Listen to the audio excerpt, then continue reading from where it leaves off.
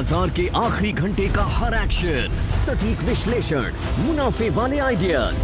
कीजिए कल की तैयारी आज हमारे साथ। देखिए CNBC आवाज मोतीलाल ओसवाल स्टूडियो से लाइव।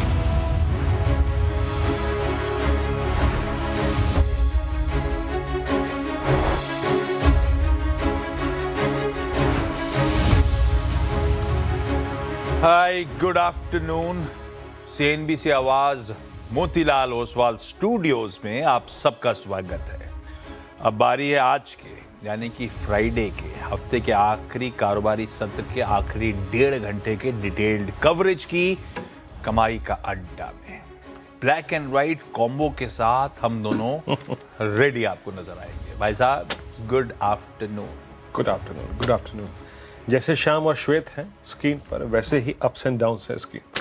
सुबह अगर आप देखें क्या उठापटक, अभी भी उठापटक जारी है, तो इनवर्स कोरिलेशन स्क्रीन पे भी और बाजार में भी। लेकिन क्या है कि काम खत्म होने से पहले तनख्वाह आ गई है। लेकिन दिल लाके फिर भी हम काम करेंगे। अच्छा, इस पहले शुरुआत करते हैं हेडलाइन से, उसके बाद शो टीज तैयारी सारी हो जाएगी। कमाई के कोई मौके छूटे ना, इसकी पूरी कोशिश रहेगी। लाइए भाई, दोपहर की टॉप हेडलाइंस पहले। बाजार में दूसरे दिन भी दबाव के साथ कामकाज। निफ्टी 100 पॉइंट से ज्यादा फिसल कर 25,800 के नीचे आया। ICICI, HDFC bank, Kotak bank और साथ में NTPC ने बनाया सबसे ज्यादा दबाव। बैंक निफ्टी भी कमजोर, मिड कैप्स और स्मॉल कैप्स में भी नरमी। बिग स्टॉक्स और चार जीपीटी शेयर रहे सटीक। अनुमान मुताबिक नतीजों से करीब 4% चढ़ा यूनाइटेड स्पिरिट्स, लेकिन कमजोर नतीजों से बंधन बैंक में करीब 8% की गिरावट। शेयर वायदा के टॉप लूजर्स में हुआ शुमार। उधर चार जीपीटी शेयर ओवर रियल्टी और AB कैपिटल में खरीदारी कायम। CNBC आवाज की मुहिम का दिखा असर। सेबी ने नोटिफाई किए इंडेक्स वेटेज के नियम। बैंक निफ्टी में किसी भी शेयर का वेटेज 20% से ज्यादा नहीं होगा। टॉप 3 बैंक्स का वेटेज भी 45% पर कैप्ड। 4 चरणों में होगा इंडेक्स एडजस्टमेंट। NBFCs, मेटल और IT शोरूम सबसे ज्यादा दबाव। 0.5% ज्यादा की कमजोरी के साथ तीनों इंडस्ट्रीज कर रहे हैं कारोबार। वहीं कमजोर बाजार में भी सरकारी बैंकों में जोरदार तेजी। करीब 2% चढ़े इंडस्ट्रीज। वहीं यूनियन बैंक बना वायदा का टॉप गेनर। साथ ही साथ कैनरा बैंक में 4% का उछाल। डिफेंस और कैपिटल गुड्स शेयरों में भी खरीदारी कायम। अनुमान से कहीं अच्छे रहे भारत इलेक्ट्रॉनिक्स के दूसरी तिमाही के रिजल्ट्स। मुनाफा 18% बढ़कर 1286 करोड़ रुपए हुआ। रेवेन्यूज में भी बढ़त, लेकिन मार्जिन्स पर हल्का दबाव। बाजार को अब मारुति और श्रीराम फाइनेंस के नंबर्स का इंतजार। उधार में खरीदारी। वहीं शानदार तिमाही से नवीन फ्लोरिन करीब 15% दौड़ा। साथ ही रिजल्ट्स के बाद वेल्सपन कॉर्प का शेयर भागा। उधर Q2 के नंबर्स के बाद NTPC और मोतीलाल ओसवाल में भी मुनाफा वसूली कायम। और सोमवार को आएंगे निफ्टी की 4 कंपनियां। Bharti Airtel, Titan company, Tata consumer products और पावर ग्रिड के रिजल्ट्स। 13% बढ़ सकता है भारती एयरटेल का मुनाफा। वहीं 65% बढ़ सकता है टाइटन का प्रॉफिट। मार्जिन्स में भी सुधार संभव।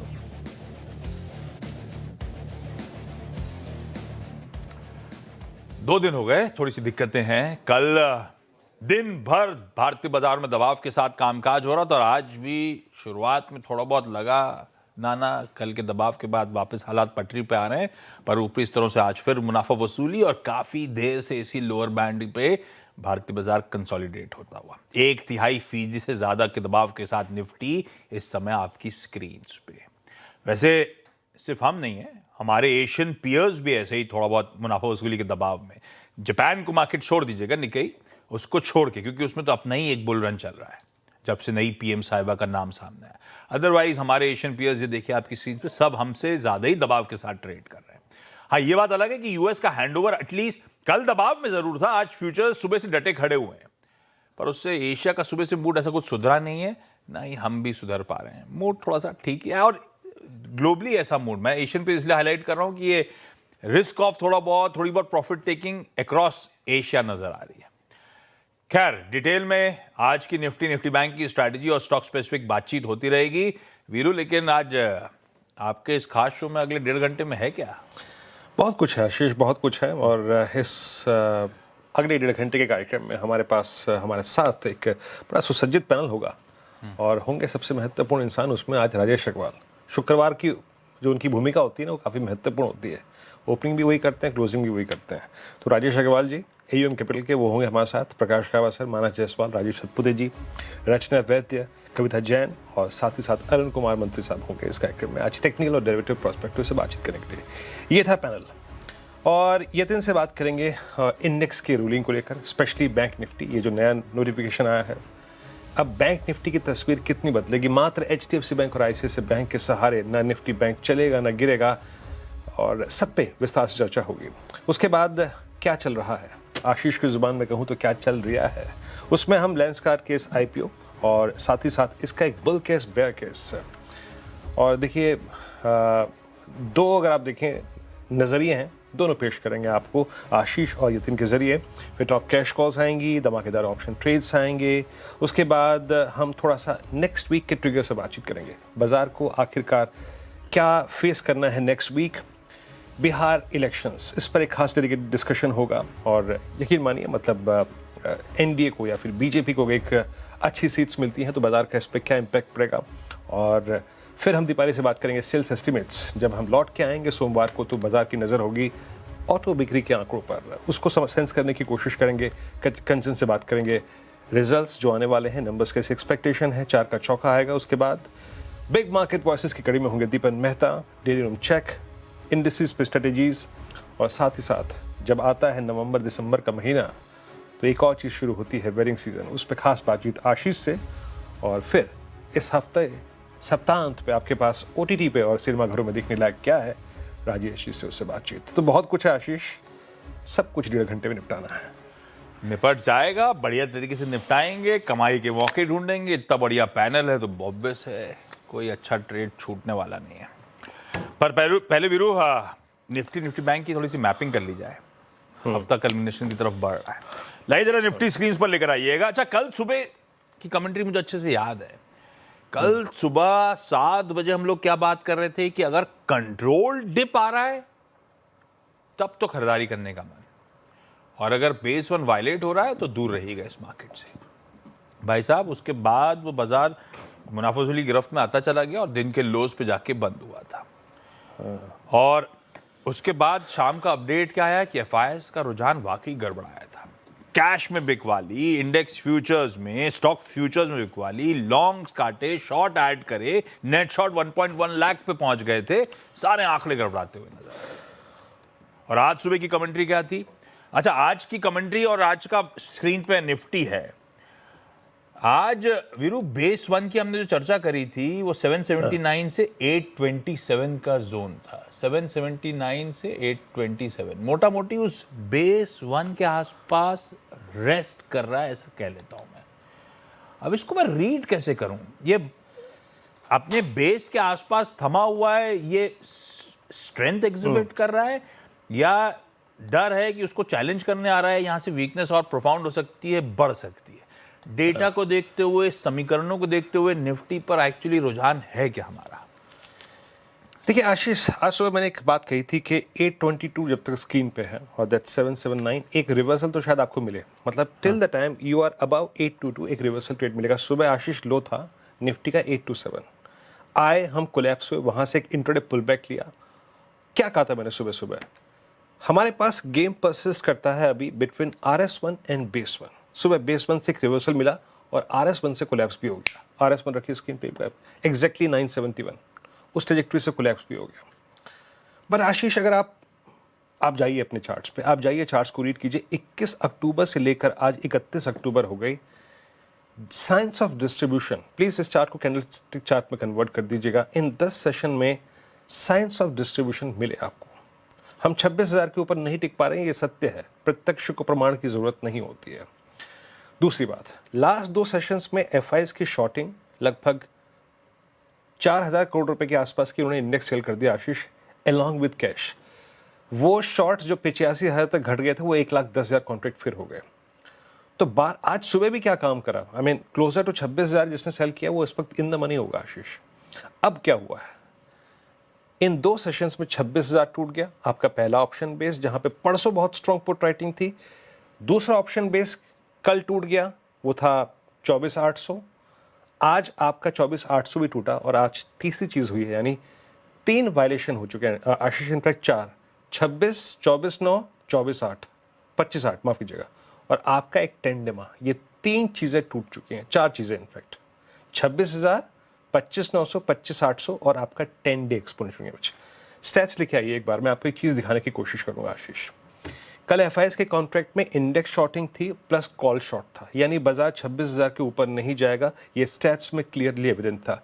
अब आशीष देखिए, आप 85 लाख 1 करोड़ 40 लाख की आउटस्टैंडिंग पुट खड़ी हुई है। Look at the outstanding why at 26,000। और इवन आप पुट्स को देखिए, आपको पुट राइटर्स के कन्विक्शन बहुत नजर नहीं आएंगे आशीष।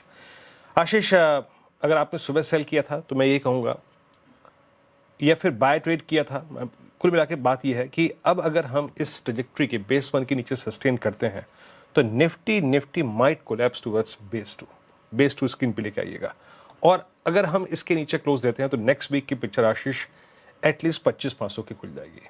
तो आपको एक फर्म क्लोज देना पड़ेगा 25,900 के ऊपर, 25,000-26,000 के ऊपर, otherwise drift towards 691, 731 looks possible Ashish. और इवन 25,500, मैं ये कह रहा हूँ, हमने पिछले 2 दिन में आशीष 4 क्रिटिकल चीजें वायलेट की हैं। सो प्रेशर विजिबल है, science of distribution clearly visible है आशीष। बिल्कुल सच है, और पिछले 6-7 दिन में वो साइंस और डिस्ट्रीब्यूशन क्लियरली विजिबल होते हुए हायर लेवल्स पे जो कंसोलिडेशन बैंड चल रहा है उसमें डिस्ट्रीब्यूशन होता हुआ नजर आ रहा है। निफ्टी बैंक स्क्रीन पे लेकर आइए, 1/3% के दबाव के साथ ये पॉकेट इस समय कामकाज करती हुई। लेकिन निफ्टी बैंक के साथ में अगर रख सके तो निफ्टी प्राइवेट बैंक इंडेक्स दिखाइएगा, जो ज्यादा वेटेज रखता है वो पॉकेट ज्यादा पेन में आपको नजर आएगी। ये देखिए 2/3% का दबाव। आज सुबह जब 7 बजे मॉर्निंग कॉल में चर्चा हो रही थी, आईसीआईसीआई बैंक, एचडीएफसी बैंक, उनकी बातचीत हुई थी, वो दोनों ही सबसे ज्यादा दिक्कत आज की ट्रेडिंग सेशन में, अगर निफ्टी की कंट्रीब्यूशन प्लेट आएगी तो कोई ये प्राइवेट बैंकिंग मेजर्स ही सबसे ज्यादा सरदर्द बनाए हुए हैं। और सुबह चर्चा क्या हुई थी, हमें 58,200 के ऊपर जब तक सस्टेन नहीं करेंगे तब तक रुख बदलेगा नहीं, वही पॉकेट थी, वहीं से सुबह सब मामला गड़बड़ा गया निफ्टी बैंक का। वो दोनों दिग्गज वीरू आज भी परफॉर्म नहीं कर रहे। अब उसके पीछे जब यतिन आगे जोड़ेंगे तो एक रीजन भी होगा, लेकिन वो एनीविच वेज परफॉर्म करके नहीं दे रहे थे। निफ्टी बैंक क्या व्यू बन रहा है, ये मेरे ख्याल से आज का एक बार इंटरडे चार्ट रखा है 57,650, हमारे बेस 2 तक गया था आज टेस्ट करने। वहां से अब वापस आया है, बेस 2 को रिस्पेक्ट करके वापस आया है, लेकिन व्यू क्या बन रहा है आशीष? देखिए, यहाँ पे 2 धड़े हैं जिस पे एफआईएस काफी केंद्रित होते हैं। प्राइवेट बैंक जिसका आपने व्याख्या की भी, वो तो दिक्कत में है इस वक्त, चाहे वो एचडीएफसी बैंक हो चाहे आईसीआईसीआई बैंक। और दूसरी तरफ आशीष, दिक्कत ये है कि मैं बैंक निफ्टी को डिसाइसिवली शॉर्ट नहीं कर सकता, क्योंकि एक तबका under the leadership of SBI, Canara bank, bank of India, union bank, PNB, वो बहुत स्ट्रांग है, वो इंडेक्स ऑल टाइम हाई पे ट्रेड कर रहा है। तो एक ही इंडेक्स में अगर 2 प्रकार के डाइवर्जेंसेस हैं तो शायद उसको ट्रेड करना बहुत मुश्किल होता है आशीष। हालांकि फिर भी ये ड्रिफ्ट हुआ टुवर्ड्स बेस 2। आशीष, अभी निफ्टी जो है टेंडेमा के नीचे है, लेकिन निफ्टी बैंक इंट्राडे में टेंडेमा के नीचे गया, लेकिन फिर उसने रीगेन कर लिया। मैं इस पे ट्रेड अवॉइड करूंगा आशीष, फ्रैंकली स्पीकिंग इस पे ट्रेड अवॉइड करूंगा, क्योंकि इसमें 2 धड़े हैं, एक वीक और एक बहुत ही स्ट्रॉन्ग। इनफैक्ट इस बाजार की सबसे स्ट्रॉन्ग बास्केट ही पीएसयू बैंक है। So it's difficult to take a short और long call on Nifty bank. But मैं फिर भी कह रहा हूँ आशीष, अगर किसी भी सर्कमस्टेंसेस में हम 630 के नीचे क्लोज होते हैं, 57,630, अब आप मुझसे पूछेंगे 57,630 क्या है? 57,630 20 अक्टूबर से लेकर टिल डेट तक की पूरी रेंज का एक बेस है। तो जब तक वो नहीं टूट रहा है, कोई शॉर्ट ग्रिप मत लीजिएगा, क्योंकि कभी भी कोई आके आपको ट्रैप कर सकता है। तो अभी बैंक निफ्टी को अवॉइड कीजिए। To give a clear mandate, I need a close at least below 57,600, और एक्यूट स्ट्रेंथ के लिए आपको 58,300, 58,200 के ऊपर सस्टेन करना पड़ेगा। तो ये अभी आपको फिरकी दे रहा है आशीष। अगर आप स्ट्रेंथ को ट्रेड करना चाहते हैं, please consider banks, PSU banks, और अगर आप वीकनेस को प्लेस करना चाहते हैं तो please play private banks. But अभी इंडेक्स को छोड़ दीजिए। मैं आज की प्राइस परफॉर्मेंस को अगर एक कैंडल में कन्वर्ट कर दूं आशीष, जिसकी हायर शेडो वाइल्ड है, लोअर शेडो वाइल्ड है, ये सिंपली ये कह रही है कि बाजार इस पे कोई अभी सेंस नहीं बना रहा है, तो आप भी कोई इस पे डायरेक्शन कॉल मत लीजिए आशीष। बिल्कुल ठीक है, इस पॉकेट को फिलहाल के लिए अवॉइड करिए जब तक वो डिफाइंड मार्कर्स जिनकी वीरों ने चर्चा करी या तो वायलेट ना हो रहा, तब तक ये गो टू पॉकेट नहीं है, इसे अवॉइड करेंगे। शॉर्ट भी नहीं जा रहे अभी तो हम। खैर, सेशन के दौरान कुछ भी इंटरेस्टिंग हो रहा होगा तो बट ऑब्वियस हम लोग रिविजिट करते रहेंगे, स्ट्रैटेजी पे बातचीत होती रहेगी। इस समय थोड़ा सा रिस्पाइट है, मिड कैप्स फ्लैट है, मिड कैप इंडेक्स फ्लैट होगा, लेकिन ब्रेथ थोड़ी सी डिटोरिएटिंग अभी भी बनी हुई है और वो सुबह से ऐसे ही है। 3:4 का रेशियो है, डिक्लाइंस के फेवर में है। हालांकि ब्रेथ बहुत ज्यादा दिक्कत में आज नहीं है, ऐसा नहीं कि अक्रॉस द बोर्ड मुनाफा वसूली कल जैसा नहीं है, आज थोड़ा सा सल्क कर रहा है बाजार, ब्रॉडर मार्केट भी थोड़े से सल्क कर रहे हैं, ज्यादा दिक्कत अब तक नजर नहीं आ रही है। निफ्टी बैंक की चर्चा हुई तो आइए उसी पे आप डिटेल में चर्चा कर लें। बैंक निफ्टी की स्ट्रैटेजी के बाद अब आइए अब इंडेक्स की तस्वीर बदलने वाली है, उस पर बातचीत कर ली जाए। दरअसल सीएनबीसी आवाज की जो खबर है उसका बड़ा असर दिखा है। सेबी ने इंडेक्स वेटेज मैनेजमेंट पर नए नियम्स नोटिफाई करे। इसका सबसे बड़ा असर बैंक निफ्टी के स्ट्रक्चर पर पड़ेगा। क्या मतलब इसका? स्ट्रक्चर पे असर पड़ेगा, क्या असर पड़ेगा, यतिन से समझ लेते हैं। यतिन ने सबसे पहले सुबह आपको फ्लैग ऑफ करके ये कहानी समझाई थी। भाई साहब, ये एक तो सेबी ने नोटिफाई करा, मतलब ये अब होने ही वाला है, ऐसा नहीं कि डिस्कशन पेपर ये सब नहीं, ये होने वाला है। क्या होने वाला है ये बताओ भाई साहब। तो डिस्कशन पेपर आ गया और उसके बाद से ये फाइनल सील ऑफ अप्रूवल लग गया। हाँ, तो ये वो होता है ना, चीते की चाल, बाजीराव की तलवार और आवाज की मुहिम के असर पे आप संदेह नहीं कर सकते, वो होता ही है। तो अगर हम बात करें सेबी के सर्कुलर की, जो कल देर शाम आता हुआ नजर पड़ा, उसके अंदर निफ्टी बैंक में जो मैनिपुलेशन होता था, और हमने जेन स्ट्रीट मामले में देखा भी है कि बहुत सारे लोग इसको मैनिपुलेट करते हैं, लूप होल्स और जो इंडेक्स हैवीवेट्स होते हैं उससे मूव कराते हैं सारी चीज़ें। तो इसके अंदर जो खामियां थी उसकी पूर्ति करने के लिए एक सर्कुलर और डिस्कशन पेपर था। अब जो कोई भी इंडेक्स है जो नॉन बेंचमार्क इंडस्ट्रीज है, उसके अंदर मिनिमम 14 कॉन्स्टिट्यूएंट्स आपको लगेंगे। टॉप 3 कॉन्स्टिट्यूएंट्स में 45% से ज़्यादा का वेट नहीं होगा, और अगर हम सिंगल कॉन्स्टिट्यूएंट की बात करें तो यहाँ 20% से ज़्यादा वेट नहीं दिया जाएगा। बैंक निफ्टी के केस में HDFC bank, ICICI bank, SBI, ये टॉप 3 कॉन्स्टिट्यूएंट्स हैं, तो ये तीनों के बीच में 45% वेट रहेगा। और क्योंकि मार्केट कैप और फ्री फ्लोट तीनों बैंक्स का सिमिलर है, तो ब्रॉडली 15% तक की कैपिंग आ जाएगी। तो वो 20% का रूल तो ऐसे भी लागू नहीं होगा। अभी अगर आप देखें तो HDFC बैंक, ICICI बैंक में 28 और 24% रिस्पेक्टिवली वेट है, यानी ये दो बैंक 50% वेट है। टोटल इन तीन का 45, इन तीन मतलब जो टॉप 3 है तो उनका 45 होना चाहिए। और जिस हिसाब से स्ट्रक्चरिंग है 20% की मैक्सिमम कैपिंग भी है। ठीक है, तो ये 20 से भी शायद थोड़े से कम ही हो रहे हो। हाँ, कम हो गए। SBI को जगह देनी होगी। यस, बिल्कुल। और अगर हम देखें तो अभी 12 कॉन्स्टिट्यूएंट्स हैं, तो वो 14 करने होंगे, नंबर 1। और दूसरा के जो कॉन्सेंट्रेशन है ना टॉप 3 में, ये कम होगा। तो अगर कॉन्सेंट्रेशन कम होगा तो ऑब्वियस सी बात है, आप 2-4 स्टॉक्स को लेके निफ्टी बैंक को मैनिपुलेट नहीं कर सकते। तो उद्देश्य ये है कि थोड़ी सीमलेसनेस रहे, ट्रेडिंग में मैनिपुलेशन ना हो, इंडेक्स में मैनिपुलेशन ना हो, और इंडेक्स में कॉन्सेंट्रेशन भी ना हो। अच्छा, ये इंडेक्स के हैवी वेट से इनका वेटेज तो कम करना ही पड़ेगा, लेकिन उसकी अवधि दी है, मतलब 4 क्वार्टर्स के ओवर आपको ये कॉन्सेंट्रेशन घटाना होगा। लेकिन 4-5 नए स्टॉक्स हैं जिसपे फोकस रहेगा। लगभग ये तय माना जा रहा है कि येस बैंक और इंडियन बैंक, ये दोनों बैंक जो हैं वो निफ्टी बैंक का हिस्सा होंगे। इन केस NSE की जो इंडेक्स कमिटी है, जो सेबी के रेगुलेशंस हैं, उसके तहत अगर ज़्यादा भी स्टॉक्स जोड़ने हो, क्योंकि मिनिमम 14 बोले हैं, तो 2 तो आएंगे ही, क्योंकि मिनिमम क्राइटेरिया तो फुलफिल करना है। अगर आप 4 स्टॉक्स दे देते हैं तो bank of India, union bank भी नुआमा के अल्टरनेट रिसर्च के हिसाब से वो भी आ सकते हैं। और शायद इसीलिए आज इंडियन बैंक और येस बैंक जैसे काउंटर्स में अच्छा खासा मोमेंटम है, और शायद बैंक ऑफ इंडिया और यूनियन बैंक भी शामिल हो सकते हैं निफ्टी बैंक में। तो ये स्टॉक्स भी आज फोकस में रहेंगे। तो 12 से 14 कॉन्स्टिट्यूट हो जाएंगे, इनमें से कोई 2 प्रोबेबल कैंडिडेट्स हैं जो शायद मिनिमम 2 तो आएंगे ही, तो 14 तो मिनिमम है आशीष, उससे ज्यादा भी हो सकते हैं। उससे ज्यादा भी हो सकते हैं। तो अगर हम 16 की बात करें, चलो 16 से शुरू करते हैं। 2 ऐड कर दिए, 2 और ज्यादा ऐड कर दिए, मतलब 4 ऐड कर दिए आपने। 2 तो ऐड करने ही पड़ेंगे आपको, तो 2 ऐड करने पड़ेंगे, तो येस और इंडियन बैंक तो मोस्टली आ जाएंगे। लेकिन अगर आप 4 लेते हो, या मतलब इस तरीके के क्राइटेरिया बनाते हो, okay. ये most probable list of candidates हैं, ये 4 की हाईएस्ट प्रोबेबिलिटी बनी हुई निफ्टी बैंक में शामिल होने के लिए। बेहद इंटरेस्टिंग। चलिए भाई, ये निफ्टी बैंक का ये जो रीजिग है, ये जो वेटेज के कैलकुलेशंस है, सब बदल रहा है, उसकी ब्यूटीफुल एक्सप्लेनेशन यतिन अभी फिर से थोड़ी देर बाद जोड़ेंगे। आज का टॉक ऑफ द टाउन, आज का क्या पिछले कई दिनों से, लेंसकार्ट का IPO है। अब उसमें पैसा लगाना है नहीं लगाना, वो आप लोग का कॉल है। पर उसमें बुल्स और बियर्स के बीच में किस तरह की टसल है, आर्ग्यूमेंट्स क्या है, उस पर हम लोग बातचीत कर रहे होंगे। लेकिन वीरू ने अपनी कमेंट्री में कहा कोई फिरकी ले रहा है, पीके की याद आई। यतिन बोल के गए चीते की चाल, बाज की नजर, बाजीराव मस्तानी की याद आ गई।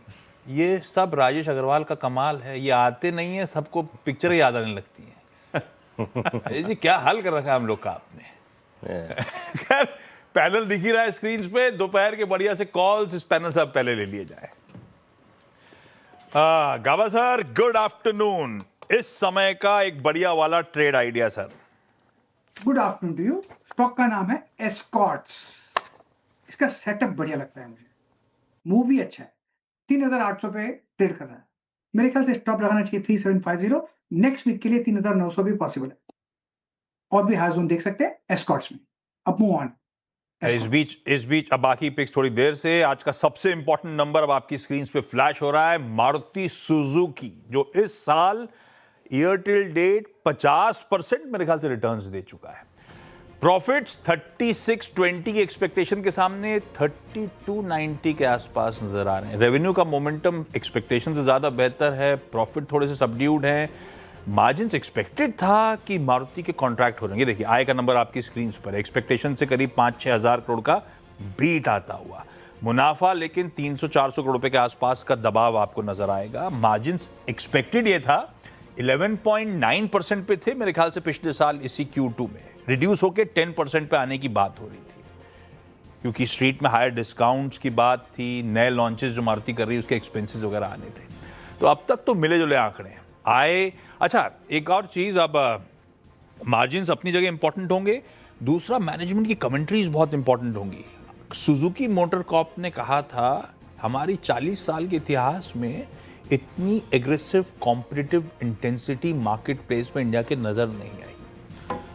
आरसी भार्गव साहब चेयरमैन ने क्या कहा था कि जीएसटी 2.0 जो आया है हमारे लिए बहुत बड़ा बेनिफिशियरी होगा, क्योंकि एंट्री लेवल कार्स बहुत तगड़ा तूल पकड़ सकती हैं। वो नवरात्रे का फेस्टिव सीजन तो बहुत अच्छा गया था, उसके आगे किस तरह का पुश है उस पर नजर रखनी पड़ेगी। लेकिन अब तक किसी मेरे पास जो आंकड़े, इबिटा आ गया, इबिटा एक्सपेक्टेशन से बेहतर है, तो मुनाफा छोड़ दीजिए, ऑपरेशनली अच्छा ही क्वार्टर है, आय परकुलेट होकर इबिटा पे आई है, मार्जिन्स का एक बार नंबर आ जाए ठीक है। 10.5% एक्सपेक्टेशन के सामने 10.5% क्या नहीं, हमारा तो एक्सपेक्टेशन 10% का था, 10.5 आए, मार्जिन बेहतर है हमारे लिए। तो मारुति नंबर्स अच्छे हैं भाई साहब, आय का ट्रैक्शन हमारी एक्सपेक्टेशन से बेहतर है, एबिटा एक्सपेक्टेशन से बेहतर था, मार्जिन जो फैक्टर इन करके चल रहे थे कुछ लोगों के हिसाब से, अमूमन एक्सपेक्टेशन के हिसाब से दीपाली जो प्रेजेंट कर रहा था 10% के आसपास, उससे थोड़ा सा स्लाइटली अहेड नजर आ रहा है। तो मारुति से कोई कंप्लेंट नहीं। अब कमेंट्री इंपॉर्टेंट होगी, डिलीवर कर गया है। अग्रवाल सर स्टॉक पिक्स वगैरह बाद में, मारुति पे पहले आप लोग का हाउस कॉल, और सतपति साहब आप चार्ट रेडी रखना, आता हूं आपके पास। Rajesh sir good afternoon Ashish ji, Virendra ji, बाकी भी जो पैनल में मित्रगण है सबको नमस्कार। मारुति के नंबर्स देख करके मुझे मारुति का वो ऐड याद आ गया, इसका तेल खत्म ही नहीं होता है। तो परफॉर्मेंस लगातार अच्छी आ रही है, उम्मीद है आगे भी बनी रही।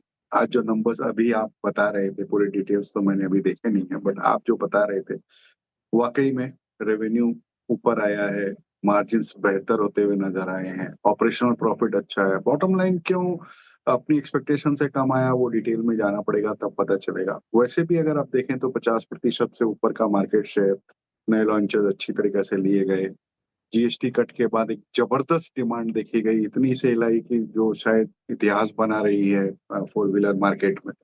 पर मुझे लगता है बावजूद इसके कि न्यू एंट्रेंट जो आए हैं उसके बावजूद मार्केट शेयर इनका बना हुआ है, नेक्सा वगैरह में इनकी अच्छी मार्केट शेयर बनी हुई है। तो मुझे लगता है कि यहाँ पे बिल्कुल खरीदारी करनी चाहिए। नंबर्स के लिए थोड़ी कारण से कुछ प्रॉफिट बुकिंग आती भी है, तो भी खरीदारी का ही मौका रहेगा। 4 व्हीलर में हमारी ये टॉपिक है। नंबर प्राइमा फेस अच्छे लग रहे हैं। देखिए ये इमीडिएट रिएक्शन मारुति में आता है थोड़ा बहुत, बट नंबर जैसे कि आशीष कह भी रहे थे अच्छे लग रहे हैं। हालांकि याद रखिएगा पोजिशनिंग बहुत एग्रेसिव है, but number I think appropriate है। ऐसा कोई अगर आप देखें नंबर में कोई भी डिसअपॉइंटमेंट नहीं है। खैर पहले ट्रेड्स पिक कर लेते हैं पूरे के पूरे। मानस आपका ट्रेड क्या रहेगा? तो देखिए वीरेंद्र जी, बीईएल में खरीदारी करने की राय रहेगी। बीईएल ने वापस अपने 10 and 20 डे मूविंग एवरेज को रिगेन कर लिया है, बढ़िया वॉल्यूम देखने को मिले हैं, और तैयार है एक फ्रेश ब्रेकआउट के लिए। तो बीईएल में खरीदारी करेंगे। 414 414 रुपए का स्टॉप लॉस लगाएंगे। 445 445 रुपए के टारगेट सेट करेंगे। ये कैश लेवल्स हैं। चाहे तो ऑप्शन ट्रेड ले ले। 425 वाला कॉल ऑप्शन 12 रुपए के आसपास ट्रेड हो रहा है। उसमें 8 रुपए के स्टॉप लॉस से खरीदारी करेंगे और 22 रुपए के टारगेट सेट करेंगे। के भारत इलेक्ट्रॉनिक्स, इसके नंबर्स बाद में डिस्कस करता हूं। नंबर्स अच्छे थे, चाहे टॉप लाइन हो, मार्जिन का आंकड़ा हो, प्रॉफिट हो, सब बीट था और ऑर्डर बुकिंग बहुत स्ट्रांग थी। इसीलिए वो स्टॉक एकदम से आपको चलता हुआ नजर आया। मानस कह रहे हैं अभी भी दम कम है, चाहे तो 425 का कॉल भी लिया जा सकता है इसका। रचना जी गुड आफ्टरनून। रचना जी, इस समय का पिक मैन। जी गुड आफ्टरनून। और हमारा पिक अगेन शॉर्ट सेट पे ही रहेगा जैसे 2 दिन से रहा है। और अब जो हमारा फोकस है that is on SBI life for now, जिसके फ्यूचर्स को हम शॉर्ट कर सकते हैं। एसएल थोड़ा ऊपर रखना होगा बिकॉज अगर अभी लेते हैं मंडे तक कैरी करेंगे तो मॉर्निंग जिंटर्स को देखने के लिए। तो 1985 पे एसएल लगाएंगे, अभी 1960 पे है। 85 के एसएल के साथ इसको शॉर्ट करेंगे for a target of 1940 and 1925। Okay, SBI life आपका सेल है। राजेश सतपुते जी, आपका ट्रेड क्या रहेगा?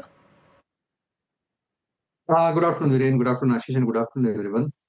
वीरेन देखिए, मेरी नजर डिवीज लैब के चार्ट के ऊपर है। बेहतरीन चार्ट है, बहुत क्लीन ब्रेकआउट है 6770 के ऊपर। ये बाय आप कह सकते हैं कि डबल ट्रिगर हो जाएगा और हो ही रहा है। 6780 चल रहा है। तो अकॉर्डिंग टू 6770 हमारा स्टॉप लॉस होगा 6735 का, 35 पॉइंट्स का स्टॉप लॉस। और सामने इसका जो टारगेट दिखता है वो है करीबन 6850 से लेके 6900। तो मुझे लगता है यहाँ से एक अच्छी रैली मिलेगी। ओपन इंटरेस्ट भी करीबन 3.35% ऐड है। तो लॉन्ग बिल्टअप पहले दिन हो रहा है। तो डिवीज लैब दबाए। मैं आता हूं मारुति पे। थोड़ा सा वीकनेस आ रही है क्योंकि इनलाइन टाइप नंबर्स बहुत चला हुआ स्टॉक है, उसकी डिटेलिंग बाद में, पहले पिक्स कंप्लीट ही कर देता हूं मैं। अरुण जी गुड आफ्टरनून, आपका pick sir. Ashish ji good afternoon. Ashish ji, मैं भी डिफेंस स्टॉक्स के साथ ही जाना चाहूंगा। बीडीएल में एक अच्छा मोमेंटम नजर आ रहा है और ट्रायंगुलर पैटर्न के बाहर निकलने के वर्ज के आसपास है। तो 1540 1541 के आसपास बाय करें। 1521 का स्टॉप लॉस रहेगा और 1584 तक के टारगेट्स रहेंगे। तो 1 से 2 दिन के लिए बीडीएल को लॉन्ग करके चल सकते। ओके, बीडीएल को लॉन्ग कर सकते हैं आप 100 दिन के लिए। कविता जी, आपका trade? Good morning, Virenji. Good afternoon, everyone. So BDL was my pick, but since अभी गया है, मुझे लगता है रियलिटी से ओबेरॉय रियलिटी यहाँ पर बहुत अच्छे मूव्स बनते हुए दिख रहे हैं पिछले 2 दिनों से। तो 1780 के लेवल पर एज ऑफ नाउ है। Decline up to 1760 one can buy on Oberoi realty with a stop loss of 1740. One should approach for the price move of 1820 1840. So Oberoi will be the buy trade. गेल के numbers भी flash होंगे जैसे ही आएंगे। आ गए, 1 minute आ गए। गेल का stock तो बढ़िया कर रहा था, 1-1.25% मेरे ख्याल से आज मजबूती के साथ था। गेल के मुनाफे का नंबर बीट है। 2060 करोड़ की एक्सपेक्टेशन के सामने 2200 करोड़ का आंकड़ा है। ऑलमोस्ट 150 करोड़ रुपए का प्रॉफिट बीट इस समय नजर आ रहा है। बाकी के नंबर्स जैसे से आएंगे, ये देखिए गेल स्पाइक करता हुआ अपने प्रॉफिट बीट पे। क्वार्टर क्वार्टर देखिए मत, एक्सपेक्टेशन से मैं कंपेयर करके बता रहा हूँ, एक्सपेक्टेशन से बेहतर हो गेल के नंबर्स। अब तक प्रॉफिटेबिलिटी का नंबर सामने आता हुआ गेल हो गया एक इंपॉर्टेंट नंबर जो स्पाइक कर रहा है। मारुति थोड़ा सा ठंडा पड़ रहा है। एक रीजन ये भी हो सकता है कि मारुति के वैसे रेवेन्यूज अच्छे थे, वही पर्कुलेट होकर EBITDA आया। मार्जिन जो स्ट्रीट एक्सपेक्ट कर रहा था मोटा मोटी उसी बैंड में स्लाइटली अहेड टाइप्स हैं, पर ये स्टॉक चला 50% है। रेवेन्यू क्यों अच्छे थे? क्योंकि एक्सपोर्ट का constitution, export as a component बढ़ा जा रहा है। रियलाइजेशन इस बार बेहतर एक्सपेक्टेड थे। तो मारुति में एक्सपेक्टेड था कि रेवेन्यू अच्छे होंगे, वो पर्कुलेट हुआ है, पर कोई कंप्लेंट नहीं नंबर से। इन लाइन से स्लाइटली बेटर के बीच में आप कैटेगराइज करिए। स्टॉक थोड़ा सा ठंडा पड़ रहा है। सत्य साहब इसकी चार्ट आप रेडी रखना। मानस आप गेल रेडी रखना। बाकी के नंबर्स में गेल के आय के नंबर्स आपकी स्क्रीन पर आते हुए। गेल पहले पूछ लेता हूं। मानस, गेल कैसा स्टैकअप हो रहा है? प्रॉफिटेबिलिटी के नंबर्स ये कह सकता हूं एटलीस्ट अहेड है। बाकी डिटेल्स आएंगी तो शेयर करता रहूंगा। तो देखिए, चार्ट तो अच्छे हैं। 2 दिन पहले हमने 200 मूविंग एवरेज के ऊपर ब्रेकआउट देखा था। कल एक पॉज था और आज रैली रिज्यूम हुई है। मेरा समझना है कि गेल में करंट लेवल्स पे भी खरीदारी की जा सकती है। 181 के स्टॉप लॉस से खरीदारी करिए। 192 तक के टारगेट्स पॉसिबल है। 192 गेल। मारुति सतपुते साहब कैसा प्लेस नजर आ रहा है? थोड़ा बहुत जो दबाव आ रहा है, इससे घबराने की जरूरत, या लग रहा है प्रॉफिट टेकिंग सीरियस आ सकती है? अभी ऐसा कुछ नहीं ना? नहीं आ सकते हैं आशीष जी। देखिए दो चीजें इंपॉर्टेंट है यहाँ पे। ओपन इंटरेस्ट देखिए, ओपन इंटरेस्ट करीबन 8%, इट्स 8% अप। अगर आप technically pure technical and derivative perspective से देखें, राइटर खड़ा है 16,000 के स्ट्राइक पे और कॉल राइटर खड़ा है 16,500 के स्ट्राइक पे। इस 500 पॉइंट में यानी जो स्ट्रैंगल हम करते हैं, शॉर्ट स्ट्रैंगल, ये स्ट्रैंगल की जगह है 16,500। आज अगर 16,000 का लेवल टूटता है तो आज का क्लोजिंग इंपॉर्टेंट है। तो आशीष जी 16,000 टूटेगा, then it will be like 500 to 600 point का वन वे फॉल आएगा। एग्रेसिव सेल निकलेगा सिर्फ 16,000 टूटने के बाद, अदरवाइज मोटा मोटी होगा ये ऊपर नीचे करके इसी लेवल पे क्लोज होगा। तो फॉर मी थोड़ा सा अवॉइड करूंगा, मैं ऑब्जर्व करूंगा, अगर लेवल टूटेगा तो सेल करूंगा, otherwise I will skip. Avoid करेंगे। और अगर 16,000 के स्तर टूट रहे हैं तो शायद बिकवाली का प्रेशर हावी होगा, तब शायद एक ट्रेड इनिशिएट करेंगे। इस समय कोई ट्रेड नहीं बैठता। एक पिक और रह गई है राजेश अग्रवाल साहब की, बढ़िया से एक फंडामेंटल आइडिया के लिए। अब नतीजे इतने सारे हैं कि ऐसा ऐसा अपन लोग डिवेट होते रहेंगे, उसके लिए कुछ किया नहीं जा सकता। राजेश सर, आज का पहला पिक कौन सा? आशीष जी बीएससी के साथ जाना चाहूंगा। कई महीनों कई क्वार्टर से हमारी पिक रही है। आज भी मैं समझता हूँ कि जो करेक्शन आया उसके बाद यहाँ खरीदारी बनती है। नंबर्स लगातार अच्छे आए, वॉल्यूम्स फिर वो इक्विटी का हो चाहे डेरिवेटिव्स का बढ़ता हुआ नजर आया, मार्केट शेयर में गेन है। और सबसे अच्छी बात ये ऑप्शंस को लेकर के इतनी जो दिक्कतें या इतनी खबरें निकल के आई, उसके बाद भी अगर आप देखेंगे तो लास्ट 4-6 महीने में लगातार हर महीने इनके ऑप्शन वॉल्यूम में बढ़ोतरी देखी गई है। पेसो एसएमई की लिस्टिंग का इन्होंने माइलस्टोन तय कर लिया। सेकेंड हाफ ऑफ FY26 में आईपीओ की पाइपलाइन बहुत अच्छी है और जिस कारण से हमें लगता है कि इनका ग्रोथ मोमेंटम बना रहेगा। स्टार म्यूचुअल फंड हो, आइनेक्स हो, सब में इनकी हिस्सेदारी है। 15% सीडीएसएल की हिस्सेदारी है। कैश पॉजिटिव कंपनी है। कॉर्पोरेट गवर्नेंस का कोई मुद्दा नहीं है। और आज कई चैनल्स में मैंने फ्लैश आते हुए देखे कि शायद से भी जो वीकली ऑप्शंस के बारे में कुछ कह रहे थे कि ये अचानक से बंद नहीं किया जा सकता। मैंने फ्लैशेस मीडिया में देखी है। अगर वैसा कुछ पॉजिटिव आ जाता है तो एक बड़ा स्पाइक आ सकता है। अदरवाइज मैं समझता हूँ इसे लंबी अवधि के लिए बिल्कुल खरीदारी करनी चाहिए। अरे भाई साहब, श्रीराम फाइनेंस के नंबर्स भी आ गए, हो गए तीनों निफ्टी के number done and dusted. Shriram finance आपकी स्क्रीन पर लेकर आ रहा हूं। मुनाफे का नंबर स्लाइटली अहेड है, 2200 करोड़ की एक्सपेक्टेशन के सामने 2300 करोड़ रुपए के आसपास मुनाफे का नंबर आता हुआ। श्रीराम फाइनेंस में एक्सपेक्टेड है AUM 16% के आसपास का जंप। क्रेडिट कॉस्ट में शायद से एक स्लाइट इंक्रीज हो रहा होगा। तो NBFCs बैंक्स के इंटरनल्स पे ज़्यादा ध्यान देंगे हम लोग, ना कि हेडलाइन नंबर्स पे। अभी इस समय स्क्रीन पे हेडलाइन नंबर चल रहे हैं। श्रीराम फाइनेंस 1% मजबूती के साथ ट्रेड करता हुआ 2200 करोड़ रुपए के आसपास। ठीक है, एक्सपेक्टेशन से थोड़ा स्लाइट अहेड ही है मुनाफे का नंबर अब तक। इस बीच मारुति अपने लो से वापस रिकवर कर गया है, तो भाई ज़्यादा घबराने की ज़रूरत नहीं है। वो 16,000 के लेवल जिसकी बात सतपुते साहब कर रहे थे, एटलीस्ट लग रहा है वहाँ तक हम जाने की तैयारी अभी तो नहीं कर रहे, पर नजर रखेंगे उस स्टॉक पे। फ्लैट हो गया ये देखिए, in line numbers flat. Maruti, Shriram finance का NII का आंकड़ा, यतिन ने पोल बनाया था, 6,050 करोड़ की उम्मीद थी, 6,025 पे आया है। NII लाइन में 10-11% का साल दर साल का अपसाइड है। Headline number Shriram finance deliver करता हुआ नजर आ रहा है। बाकी के internals awaited. Shriram finance quickly charts पे एक काम करिए मंत्री साहब, आप देख दो। आशीष जी, श्रीराम फाइनेंस का चार्ट अच्छा है। 520 के आसपास, 720 के आसपास एक सपोर्ट है। वैसे रिजल्ट्स का रिएक्शन आ रहा है तो उसका एक रिएक्शन जरूर डाइजेस्ट करेगा। पर 720 725 का एक स्ट्रॉन्ग सपोर्ट है। अगर उसके नीचे जाता है देन वीकनेस आएगी। तब तक मुझे लग रहा है मोमेंटम पॉजिटिव होना चाहिए। भाई ये हो गया इंपॉर्टेंट नंबर।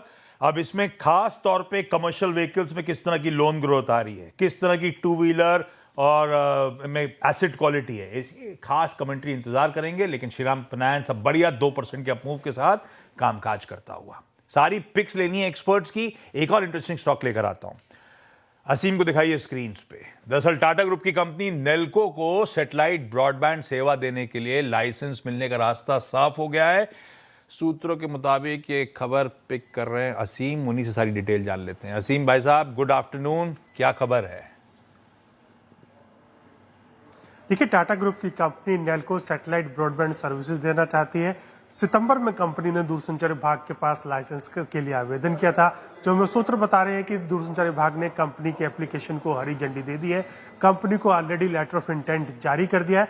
अब कंपनी को मात्र लाइसेंस से जुड़ी कुछ फॉर्मेलिटीज को पूरा करना है, कुछ डॉक्यूमेंट्स जमा कराने, जिसके बाद कंपनी को लाइसेंस दे दिया जाएगा।